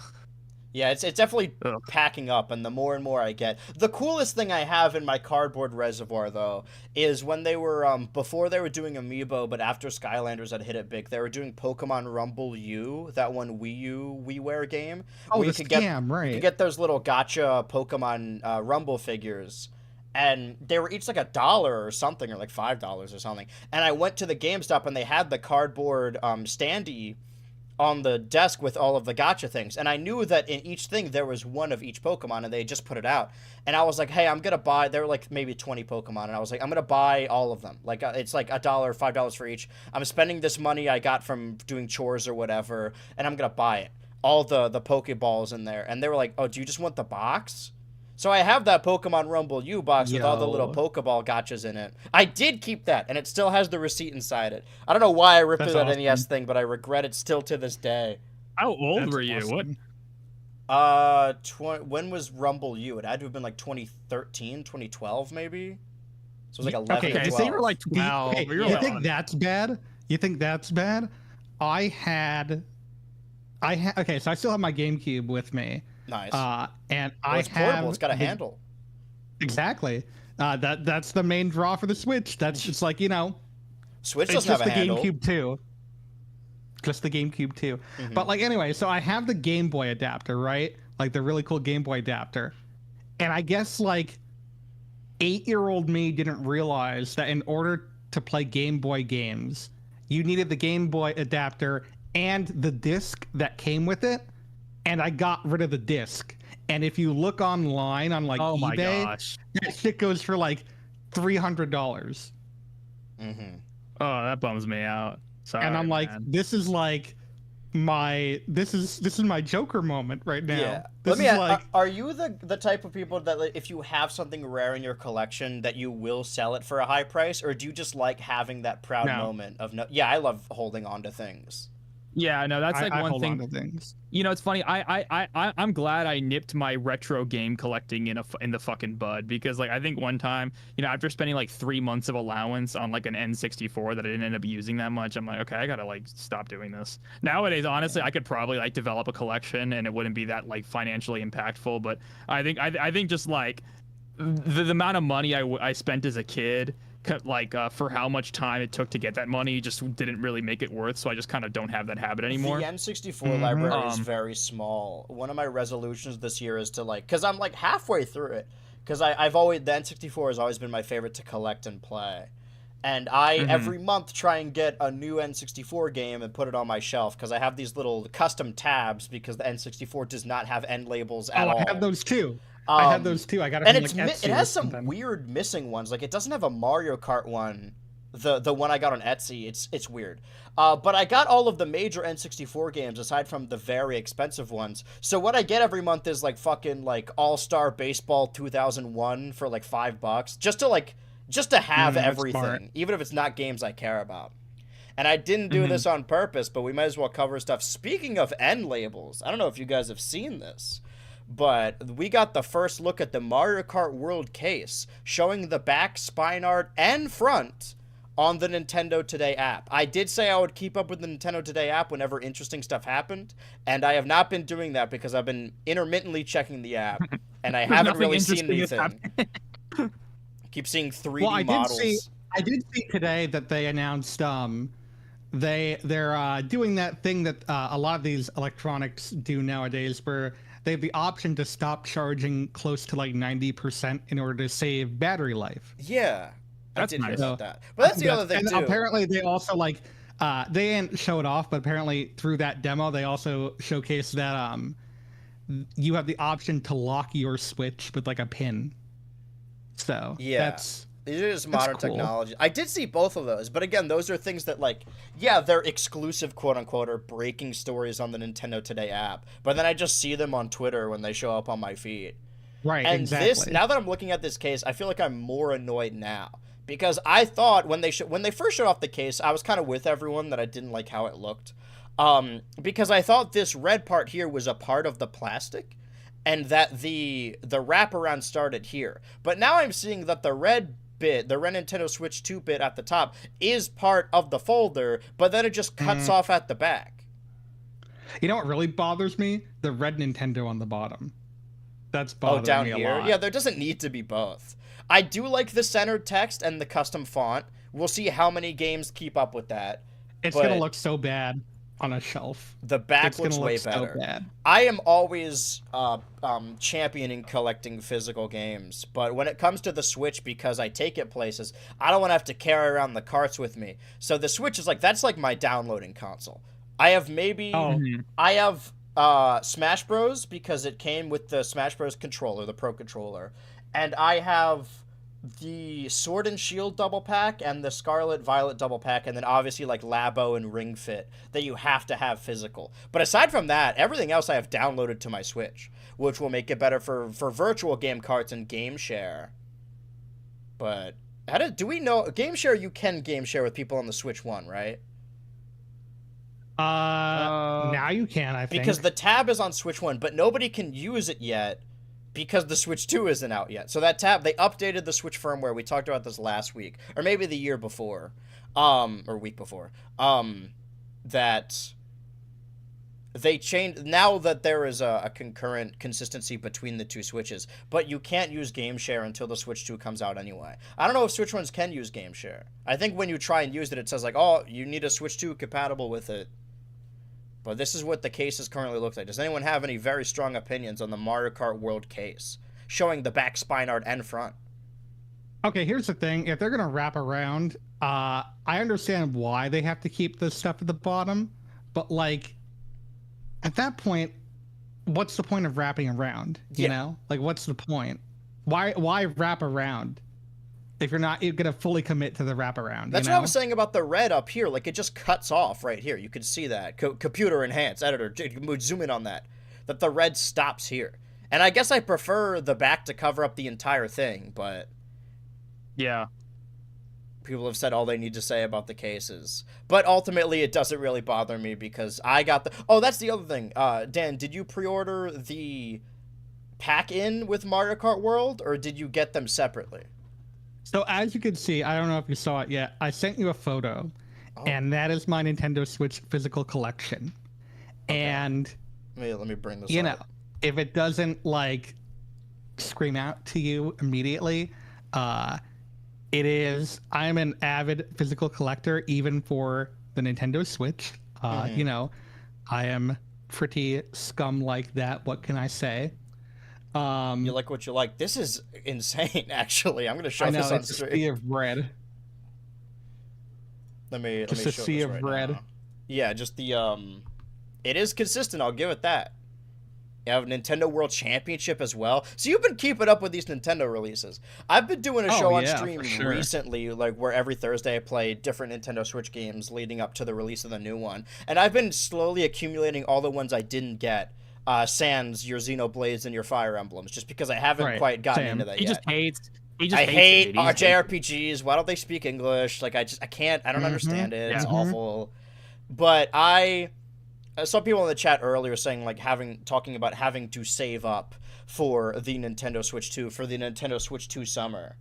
And I do think we were talking about this earlier about like different eras or different years having defining moments in pop culture. I still believe that it is the case, because when I think back to like Barbenheimer and Pikmin 4 in summer of 2023, that's a very distinct era. And I think the Switch 2 is going to have an era as well. I can list off some stats for you because there is a third-party game that we're going to talk about later in this show. Is that now that I have the Switch 2 pre-order, I've been in a little bit of a funk, of a trough, of a pit, if you will, of not turning a profit so much. I had a really good year last year when it comes to content, so I thought I was invincible, and I'm like, you know what, I'm going to make all these major purchases for streams or otherwise, and then I gave myself a budget, and the budget did not recoup benefits. So now I'm trying to save a little bit. I got rid of my Hulu, so on and so forth. Apparently I was paying for Minecraft Realms every month. I'm trying to cut back best I can. And I have a very sizable backlog, a very beefy backlog. I can take a picture of my N64 collection right now, but it's far away and it'll be blurry. But I'm going to do my best to not get any major games, because when I'm streaming, I use it as an excuse, because they are business expenses technically, to get all the major games and play them. But I haven't played the new Oblivion. I know there's an Expedition 33 RPG. But I'm going to list out some stats for Switch 2 Ultra. Counting this episode, there are 2 more episodes of the show before I will begin playing Doom: The Dark Ages. I've been trying to finish Chibi Robo on stream, which is a donation goal, so I can dedicate all of May to playing Doom: The Dark Ages, so I can at least get a sizable amount of that done before the Switch comes out, because when the Switch comes out, that's going to completely overpower everything else I want to do. So I really liked Doom 2016. I played for the first time on the Switch because it was the third game I ever got. I checked the virtual game carts recently, and they actually have the download order of the order you've like bought or download them. And for me, it goes Odyssey, Breath of the Wild, Doom 2016. So that is so interesting. Wait, so you bought Odyssey before Breath of the Wild? I got the Switch at Christmas 2017. Oh, okay, that makes sense. I was like, interesting. I'm sorry, just to go off on a tangent, I just wanted to answer your question from before. I am a physical collector, but I'm not paying $80 for Mario Kart. I got the bundle. I have someone, a chatter, a friend of the show, who specifically got the $80 Mario Kart because she wanted the physical game. That's a very bold decision. I'll give her that. But we are with Mario Kart in specific. I think I'd be a little more up in the air if it was any other game but Mario Kart. But Mario Kart's one of those games that I feel like I'm going to be playing even after it falls out of like the realm of the internet, because it's always going to be like, everyone plays Mario Kart. You know, that's the one game everyone plays, you know? So it's like, you know, I'll boot up a game of Mario Kart. I don't got to take out a cartridge. I could just play it. And they said can that load it and internet play is free day one, right? Or at least for like a year. I always forget that 8 Deluxe is like one of the best-selling games ever. Yeah, it turns out all it needed crazy. to be was on the Switch. It just needed to be on a console people would actually buy. Yeah. Where's Woolly World? That's what I'm saying. Well, it's coming, as far as we know, hidden in the background. Woolly World sells 50 million copies. It just needs to be $1 on the Switch. They need to make a new one. They make a Switch 2 edition. That is exciting, is the prospect of getting games that were for the Wii U or remakes that were made for the Switch and getting Switch 2 editions where they add additional content. Like the prospect of like Super Mario RPG remake getting Switch 2 content, and they like 30 years later add DLC for Super Mario RPG. I think that's a really fun concept. They kind of did in the original re-release. Because like Excuse me, I'm gross. There's a different post. They did have they added like post game bosses in the remake. Yeah. But that's kind of it. And we were to be fair. saying earlier with Bowser's Fury plus 3D World, although it's the other way around, like the prospect of that getting new content is like we've been playing 3D World for almost a decade now. I mean, I haven't because I didn't get it on the Wii U. Over a decade. Yeah. It came out in 2013. Oh my god, that's insane. Or even like Pikmin 3 Deluxe. Deluxe. No, that would have been less than a decade because Fury came out in 2022. Well, I'm saying like we've been current playing day, 3D if World. they do a re-release currently. or something. Okay, like yes, that. I see what you're saying. So here are some stats for this show because we're gonna keep trucking along. This is with our 7th episode. I'm already halfway to where I was with my first podcast in 2019 when I just gave up or people moved away. Counting this episode, we are 2 episodes before the release of Doom: The Dark Ages. 4 more episodes, 10 episodes away from Donkey Kong Bonanza, 11 away from Mario Party Jamboree Plus. I know it has a longer title. I don't remember exactly. 12 episodes away from EVO, which every year on stream I just watch EVO in its entirety. So after that I will have a lot to say about it. 16 counting this one before Kirby and the Forgotten World Starcross World. 17 counting this one before Daemon X Machina 2. I don't have any strong feelings towards Daemon X Machina, but that's really the only other thing coming out. And also in there this year, there's allegedly there's a Death Stranding and a Metal Gear remake somewhere this year. We are counting this episode 55 streams away from the release of GTA 6, and we do have a lot to say about that. We'll go over the tertiary news. And in 2026 has a Tomodachi Life, an Enter the Gungeon 2, a Rhythm Heaven, and allegedly an Elder Scrolls 6. You know, we'll see how that turns out. That we don't have release dates for. So we have I doubt a timeline, I doubt a map Elder Scrolls here. 6. So we'll run through the stuff that's we could talk about right now. We very thoroughly went over this case. I think we've said all we have to say about this case. Look at it one final time. Oh, all right, there it is. During this Virtua Fighter Direct, I have never played a Virtua Fighter game, but over the last couple of years, I've been getting myself into playing the most recent Tekken and the most recent Street Fighter. When I was in California, I would do my best to scooter down to the local mall because I was older than I felt. Or no, sorry, I was older than I was supposed to be. And I would go to the mall and just play Street Fighter 5 there on the machines against whoever was playing. And whenever a dude showed up in like a specific cosplay and plushies in the backpack, I'm like, all right, I'm going to get washed. This is about to kill me.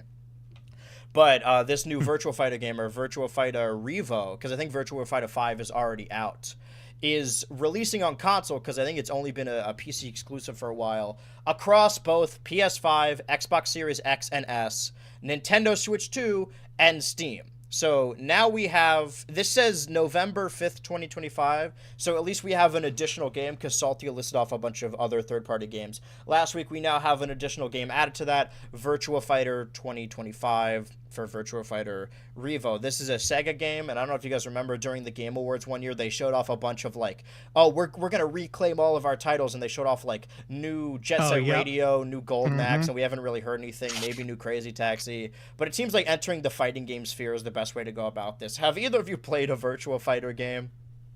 No. I played a bit of the original with like the polygons. I do love that aesthetic. So other than that, I can't say I have. But you know, that it looks fun. Yeah. I mean, it's just important to note that a game that is gonna run on PS5 and Xbox Series X, supposedly, and S, is also gonna be on the Switch 2. We've been hearing more and more about hardware for the Switch 2, and once we cover all these other topics, we'll get into GTA 6, which is what I really wanted to talk about. And there's only console releases. Well, we'll get into that trailer for a second. We'll build off on top of that. The important bit here is this company, Arc System Works. They have made several games, but mostly fighting games. I think they do Double Dragon and Guilty Gear. Yeah, Guilty Gear Strive. And they did Another Code Recollection for the Nintendo Switch last year, I think, which is a game I didn't hear much about, but it's not really in my wheelhouse. They had a huge asset leak recently, and it's not really going over all of the stuff, because, you know, whenever leaks like that happen, it's mostly just employee emails or something. But the only thing worth noting is that the asset leaks revealed that they had a game coming out. We don't know what the game is, but it was in the documents listed as both a Switch 2 launch title and releasing in March 2025. Now, March 2025 has already happened, and that is around the time we got the trailer for the Switch 2 in January, and then we got our direct at the end of April, and then it was announced for June. We don't know how long that game was in development or what it even was, or maybe it is still releasing. But it seems like at some point, at least to this third-party company that is close with Nintendo and makes Nintendo-published games, that the Switch 2 release date was at some point going to be March 2025. Yeah. That makes sense. I mean, isn't that basically when that's around the time that the Switch 1 launched, right? Yeah, it was March I think it was like 2017, 14th, the 15th, or the and it 16th was of shown off 2017. October 2016. And Yeah. then the presentation was January, right? Okay. Yeah. So there are that still makes sense. several questions about the way they went about things on the Switch 2, that they seemed to do the announcement for the console.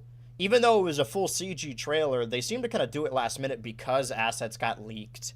And then they announced a Switch 1 Direct like a week or so before the Switch 2 Direct. The way they went about this entire thing is very strange, which leads me to believe that they intended to release it and announce it sooner.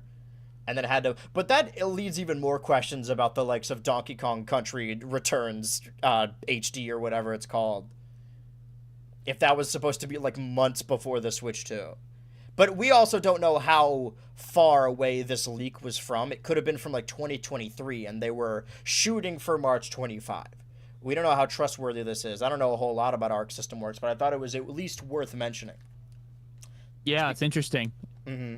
Speaking of things, my opinion is I like Another Code Recollection. I haven't played it. Game. What is it?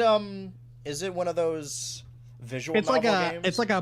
It's like a half puzzle, half visual novel kind of game. I do like puzzles. Did you play Emio the Smiling Man? I only played it for a little bit. No, and like it's the Famicom games have been on my list for a while now. Yeah. But like I just I got really into Ace Attorney, and then from there I got into Danganronpa, and that was a mistake, but I got into it. And then from there, I was gonna get into like Zero Escape and that like whole thing. And like I still really want to get into it, but then my life got really, really busy, and I just don't have the time to like sit down and play those games. Because if I did, I'd play the hell out of Zero Escape, because like I know like I'd have words and such about it, and I want to experience it. And I've actually kept myself pretty spoiler free of it for the most part. But like, I wish I had the time to sit down and play those again. But Another Code was good because it was like a very short, not like super short, but like much shorter than like what I normally play in that realm. So it was definitely, it was fun. I never played the I think it was a Wii or DS game. I never played those games, so it was fun to play it, and I'm glad that we got a US release. I'm never gonna complain that we get a US release of a Japanese only game. I'll never complain about that ever. I always play single player games predominantly on stream, and when it comes to visual novels, I'm like, oh, I'm gonna read all this dialogue, I want to give everyone a voice. And after like 2 hours of voice acting for everyone where it's just nonstop reading, I'm like, all right, I don't want to play this game anymore. I've exhausted myself. I'm gonna scroll down because the way Switchy's head is covering the latest news tab, it just looks like it says Jews on stream. Oh no! Scroll. It's fine. Not me. They got him. We did talk. It's not worth mentioning, but we, if we're cutting up loose ends on a previous stream, we're like, did you guys hear that one weird Kanye song? What a weird guy, and it has since gotten way worse. Oh dear Lord. Now, Switchy, you wanted to talk about the Nintendo 3DS guide at the Louvre. Is that correct? Yes, at the Louvre. Like, this is just kind of like a fun little story because it's such a quaint little part of Nintendo history, in my opinion, and I would say that it's kind of emblematic of a previous incarnation of Nintendo that isn't entirely gone, but actually, you could argue they'd still do something like this today. But for those of you who don't know, in about like 2012, actually it says 2013 there, the Nintendo partnered up with the Louvre in Paris, France, where basically people who go to the museum will be given Nintendo 3DSs that have audio tours. And the game, and it was basically, it was a software loaded on the 3DS, you know, with little bits of, you know, history, kind of had like, you know, as I said, a guided tour. It had 3D models of the artwork, and you could just have a 3DS guided tour. And I actually remember about 8 months later, I was actually at the Louvre, and I remember seeing these fucking 3DSs. So it's a bizarre moment, but yeah, you would just be given a 3DS, you kind of like loan it, or I don't know, you kind of borrow it. I didn't do it. I didn't do it. I didn't, but because I was part of a tour group, so we already had our own thing going on. But you could theoretically do it. You probably had to pay. I assume you did. But you just kind of get a 3DS, and you kind of told to look around. I guess you'd kind of hold it, and it would tell you where to go, and you would potentially be able to look down to get some more information. It's a fun idea. It's definitely fun. It's weird though, especially because like who thought of that? You know what I mean? This, you know, I mean, I guess historically you'd always get like these like Walkmans or whatever. I mean, for pre iPhone days, but we have iPhones now. We had iPhones then or whatever. So it's a very bizarre moment in history, just in general. Yeah. And it's funny, the first time I ever heard about this whole thing was when I was browsing Gilva Sunner's YouTube channel. Nice. For those of you who don't know, Gilva Sunner is an old YouTube channel that I think eventually got taken down, that would upload only Nintendo music, or actually not necessarily only Nintendo music, but usually games on consoles. And it basically had all the big songs. And it was, one thing they did is they uploaded all the music from the 3DS guide for the Louvre. Which is just kind of cute. I remember seeing that and kind of looking at them like, I'm thinking, what the hell is this? And then I looked it up and I found out about this, you know, 3DS thing with the Louvre. But they finally stopped it. And it's funny, it lasted almost 12 years. So, I mean, I genuinely wonder if that was still a thing they had signs for. Because I remember when I went, there were like signs up about, oh, borrow a 3DS from us. But I don't know if they probably kind of stopped advertising it as thoroughly as they used to. But it's so funny that they only just stopped it now, this 3DS kind of thing. And it's funny, I mean, maybe the editor can bring it up. There's like still old kind of content videos from the initial release where you see like Miyamoto walking through the Louvre like with a 3DS, and it's like adorable. And it's just kind of it's a reminder of, I think Iwata was there too. It's a real 2013 Nintendo kind of relic. But, you know, I think it's a really cool moment in history. It's a shame that it's gone, but it makes it, yeah, you get your fucking mini maps so you don't get lost at the Louvre. I don't know. It's definitely a weird idea, but, you know, I think I was planning to say this earlier when Dan brought up the eShop music thing, is that, you know, there's a lot of good things about the Switch. I think Nintendo nipped a lot of their worst habits in the bud when it came to marketing and stuff like that.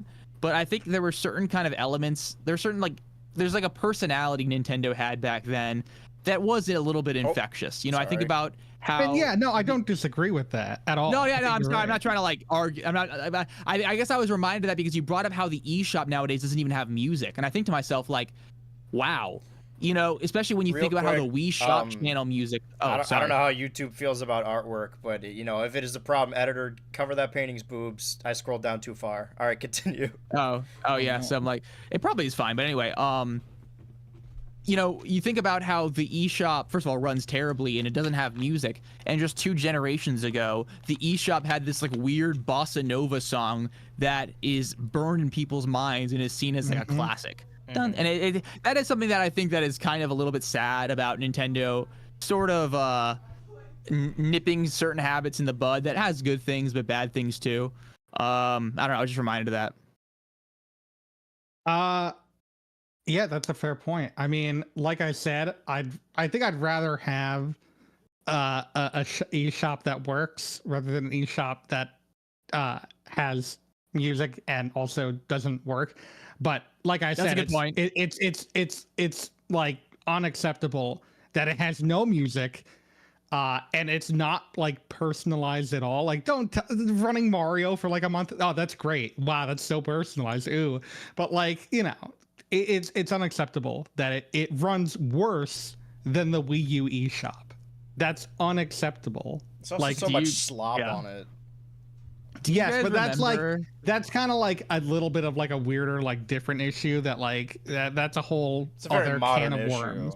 Yeah, I think like if you go to any storefront, it kind of has that problem. What were you saying, Switchy? I'm reminded now of the nightmare that was, oh, I want to buy this WiiWare, so I have to search for it and kind of type it into the Wii with my fucking Wii remote and aim at the fucking letters. And then after that, I have to ask my mom for her credit card information and then put my credit card information into the fucking Wii with my Wii remote by pointing it at my TV.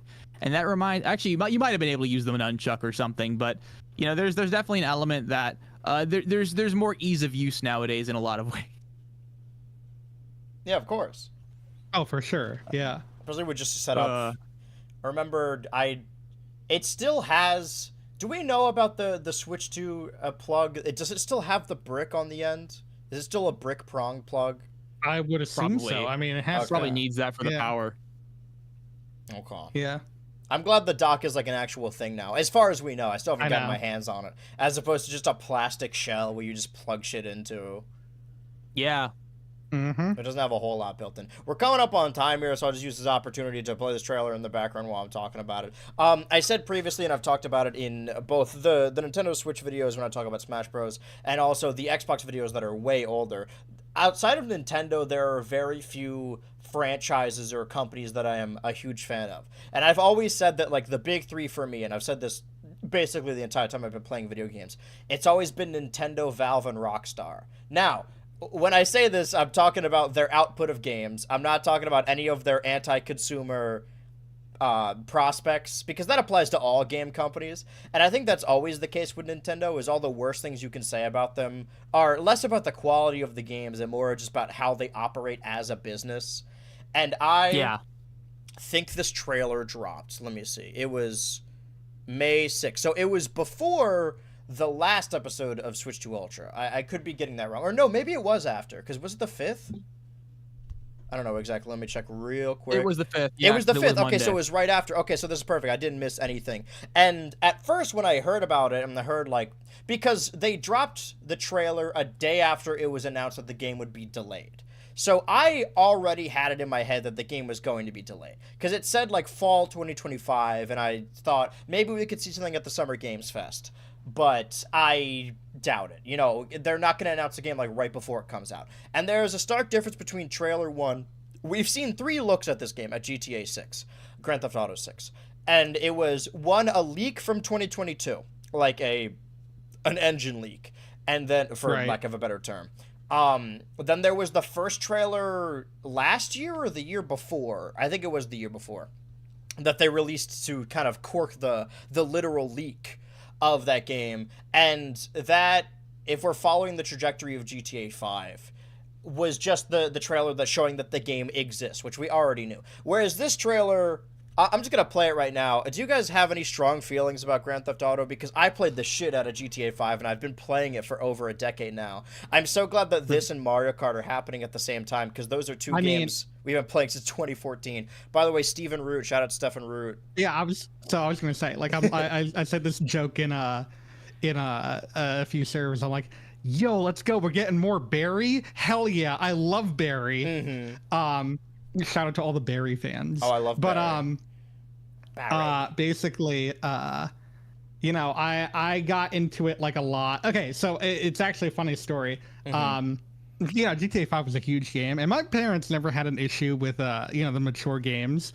And my GameStop was doing like if you trade 2 listed games in, you get GTA 5 for free on your console, on your console of your choice. And I traded in Mario Party 9. Nice. And I want to say, God, I'm trying to remember. It was Mario Party 9, and I think it might have been like Sonic and the Secret Rings or something. I traded those both in, and I got GTA 5 on Xbox 360, and I loved it. I loved it. Oh my God, I loved it. It was, you know, I played the shit out of that for like 3 years. You know, like, you have all these new gens. I don't like to call them new gens, but they're new gens. You don't know what it was like waiting for the heist to come online. Oh, You my weren't God. there for that. The first We year were of there online. for that. Okay, so We were there. granted, I had the game on 360. I convinced my grandpa to buy it, even though it was mature, because you needed to have an adult there to help you buy it, and my console couldn't run it because I didn't have enough space. And my one friend, when I was a kid, his console could run it, but he wasn't allowed to play it. So I would go over to his house, and we had like shared custody of this game. I would sneak it in my bag, and we would trade off playing through it. And he would try and get through the campaign, and I would steal cars and crash into shit.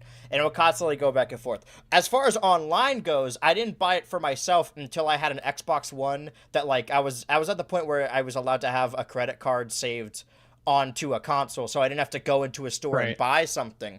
So I got GTA Online when it went on sale in 2015, when the heist update happened. So I actually wasn't there the first year of Online. Oh, you weren't This is there. Bobby You Monahan, weren't there by the way.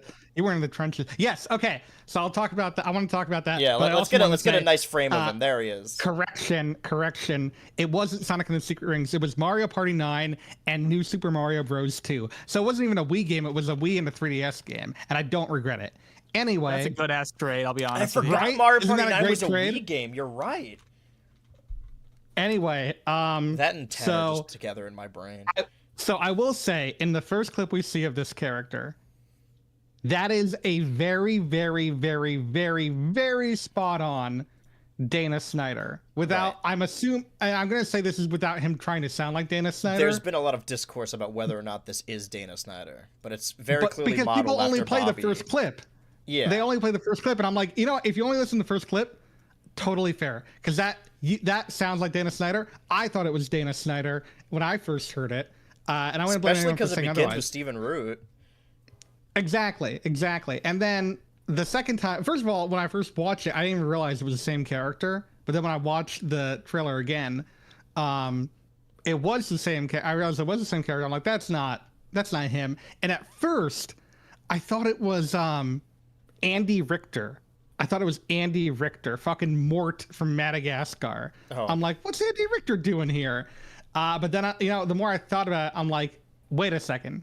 That's Bobby Moynihan. Mm-hmm. There's no way that's not Bobby Moynihan, because like I think about it and I'm thinking to myself, you know what? Bobby Moynihan could easily sound like Dana Snyder if he like did the right impression, And vice he versa, did. perhaps. Yeah, and vice versa. Real quick, And Twitch like- chat is saying a reminder that Dave Willis was in GTA 5 as a voice cameo. Are you referring Yes, to the as fact that you Carl. can go to radio station and hear Carl Bertanalowski complaining about the music choices? Is that what you're referring to? Yes, it's beautiful. I hope we It's get more of beautiful. that. I hope so too. Oh my god. Dan, that's beautiful. every Saturday we try and I make a game night for the Discord patrons, and the last couple Saturdays for like a month, or no, for like 6 months we've been playing GTA Online. If you have it on PC, you should definitely play with us. I can't do this Saturday, unfortunately. Oh, no worries. But I mean, maybe in June. Oh wait, I'll hold see if I'm on. around. When he says "shots, baby," let's hear this classic line. Ring the bells. Yeah, that does sound. It does sound like Dana Snyder. But It then we totally get does. to physical. I don't know how mocap this trailer is. I guess I'll talk about that if we're not analyzing the trailer, going over all the stuff in the. We'll save this for another day on the website, since Switchy is a genuine Floridian. And I think we could probably pinpoint this together. This is what I know about the game is it's supposedly set in South Florida. Although this map, I don't know where we're getting the map from, but it seems to include the little lip of North Florida. So maybe they condensed it. And So what I'm seeing is something based off of the Keys, which is kind of a lot closer to the rest of Florida. I assume the Miami-Dade area, which is what Vice City is based off of. I assume the lake is Lake Okeechobee. And on the west side, I actually wouldn't know for sure. Like, that seems to be a different city. Maybe it's based on Naples or Tampa. I actually don't know West Florida too well because I don't go there that often. And they have something in the Panhandle. Sorry, that was my phone, not yours. I didn't even hear that. You're good. Yeah, there's something based on the Panhandle, but as far as I don't know if this is the in-game map or something. There doesn't seem to be anything up there. So yeah. I think this is like, I don't know what this is.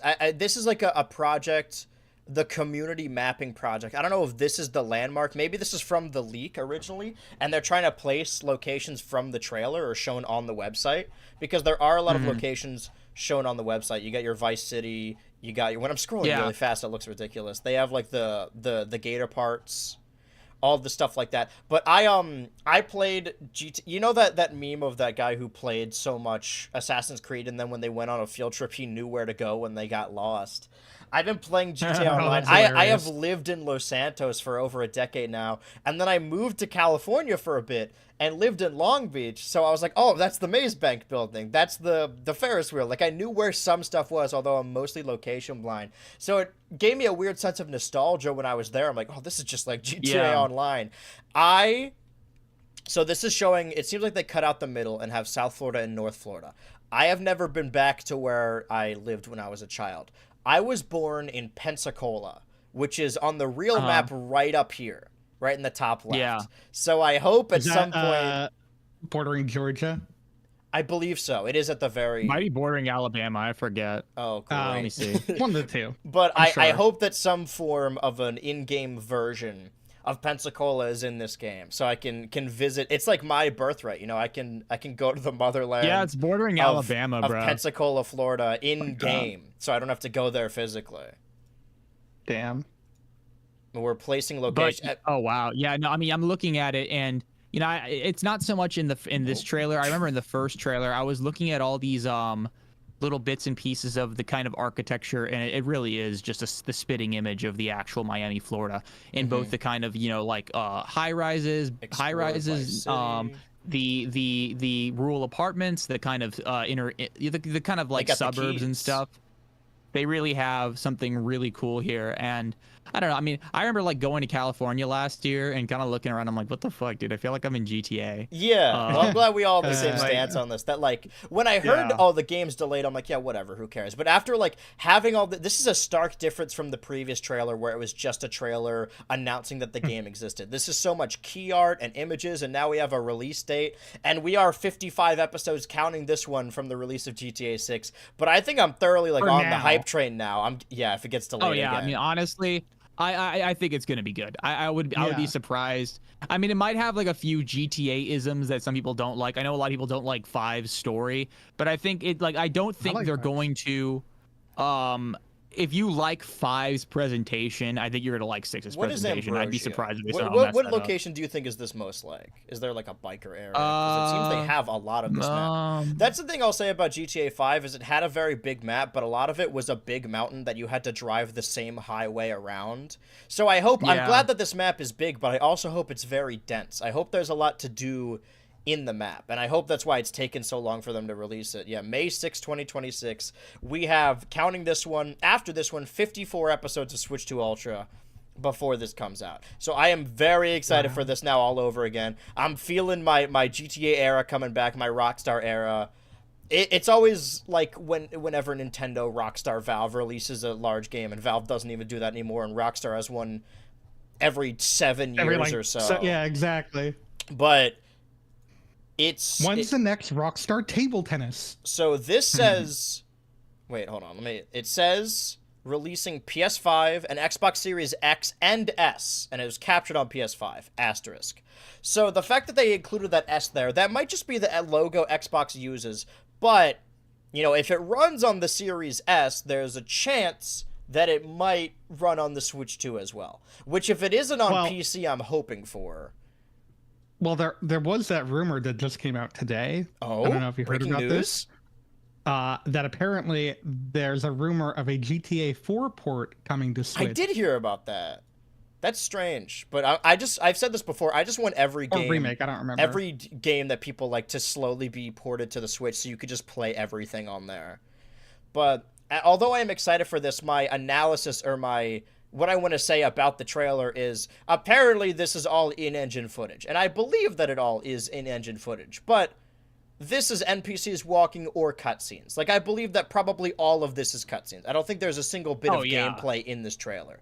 And when GTA 5 was being announced, they had a trailer like this. And then the trailer closer to release, they released a gameplay trailer. and we do not know realistically anything about GTA 6 until we see that gameplay trailer. So right now, it looks very beautiful. It's a shame I have to play it on console before they release it on PC, but I want to play this game right away. I gotta find a filler video for May or June so I can excuse playing this nonstop on stream and just in my free time, because I'm very excited for this. And that's all I have to say about GTA 6 for now. Did you have something you want to say, Dan? Gotta do Attack in the Power of Juju video, man. Or I'll just talk about GTA. That's your 6 video. I don't know. That wouldn't be a filler at all. I would have to watch the whole show and play the games. It's like 26 episodes. Still, that's not filler. That's I have to dedicate a month to that. A cat scratch. That's it. I already talked about that. Video. I'll just do it again. I'll just use the same. Yeah, do it again. You know, people complaining about there not being gameplay footage. I'm just thinking of the fact that like the only information we have about Skyrim 2 or Elder Scrolls 6 is that there's a mountain and a logo, and Even also if. people are saying that Roger Craig Smith voices the main character in GTA 6, which that is not true. I don't hear it. He said it was not true. He said, I like the trailer, but it's not me. I don't hear it at all. Because I'm like, guys, I know you like Sonic, but calm down. The main character is actually played by Dana Snyder. Oh, yes. You're right. You're right. And his girlfriend is Carrie Means. Ooh. I think that more and more, because we saw the characters that sound and look like Stephen Root and Bobby Moornam, that they're going to do more of a mocap thing, which is what they did for GTA 5, where they modeled the characters after their voice actors. Although that wasn't mocap. That was just straight up animations. But that's all we have to say for this 7th installment of Switch 2 Ultra. We're going to try and bring more people on every week to talk about their pre-order time. More news will happen in between, and like I said, this, and then the next episode, and then I have a lot to say about Doom, and this, and then the next 3 episodes, and the Switch 2 will release. 54 episodes after this until GTA 5, GTA 6, my god. Fingers crossed for that. Do you have any closing remarks, The Dan the Man Show? No. Just I apologize for the fact that this 14-hour video hasn't released yet, but it's coming. I can promise it's coming. And I'm hoping it comes in June, but right now it's looking like July. And if that's the case, I'm really aiming for July 4th, because damn, wouldn't that be just the perfect symbolic masterpiece of what I have been culminating for 2 years now. Have you said anything about what it is? Oh yeah, I mean, I've said it all the time. It's ranking every single episode of American Dad, the most original idea ever created. I forgot how many episodes are there again? 2. 3. Right now there's over 380. Okay, wow. That's the really thing, is that that they're many? still releasing new episodes. Well, I guess it hasn't been renewed. I think so, right? No, it's back on Fox now. No, it has. It got renewed for 4 more seasons. But they just revealed today or yesterday. And they're not far off, actually. I think they're only at like 450 or like 460. Yeah, I just searched it up. Yeah. But, you know, they actually just revealed today that there's no new episodes of American Dad until 2026, which, you know, I'm fine with. That means I have a little bit more of a buffer. And the thing you know, it's definitely coming. Is if that video is somehow monetized, when those new episodes come out, you could just tack it on the end, add like DLC, and re-release the video again. I've been thinking about that, like the popularity of the recent Barnyard Red version, although it is a little egregious. That video's been doing pretty well. That I make red versions of older videos that are also very compromised. It might be worth doing, because I never thought I never understood the process, or I understood, but never wanted to be a person that kind of just like recycles content and releases in the middle of the month. But it's honestly probably a good thing, especially if I'm trying to fund greater projects. Might be worth looking into. Right. My next video, I started my first day of editing. Oh, it was yesterday.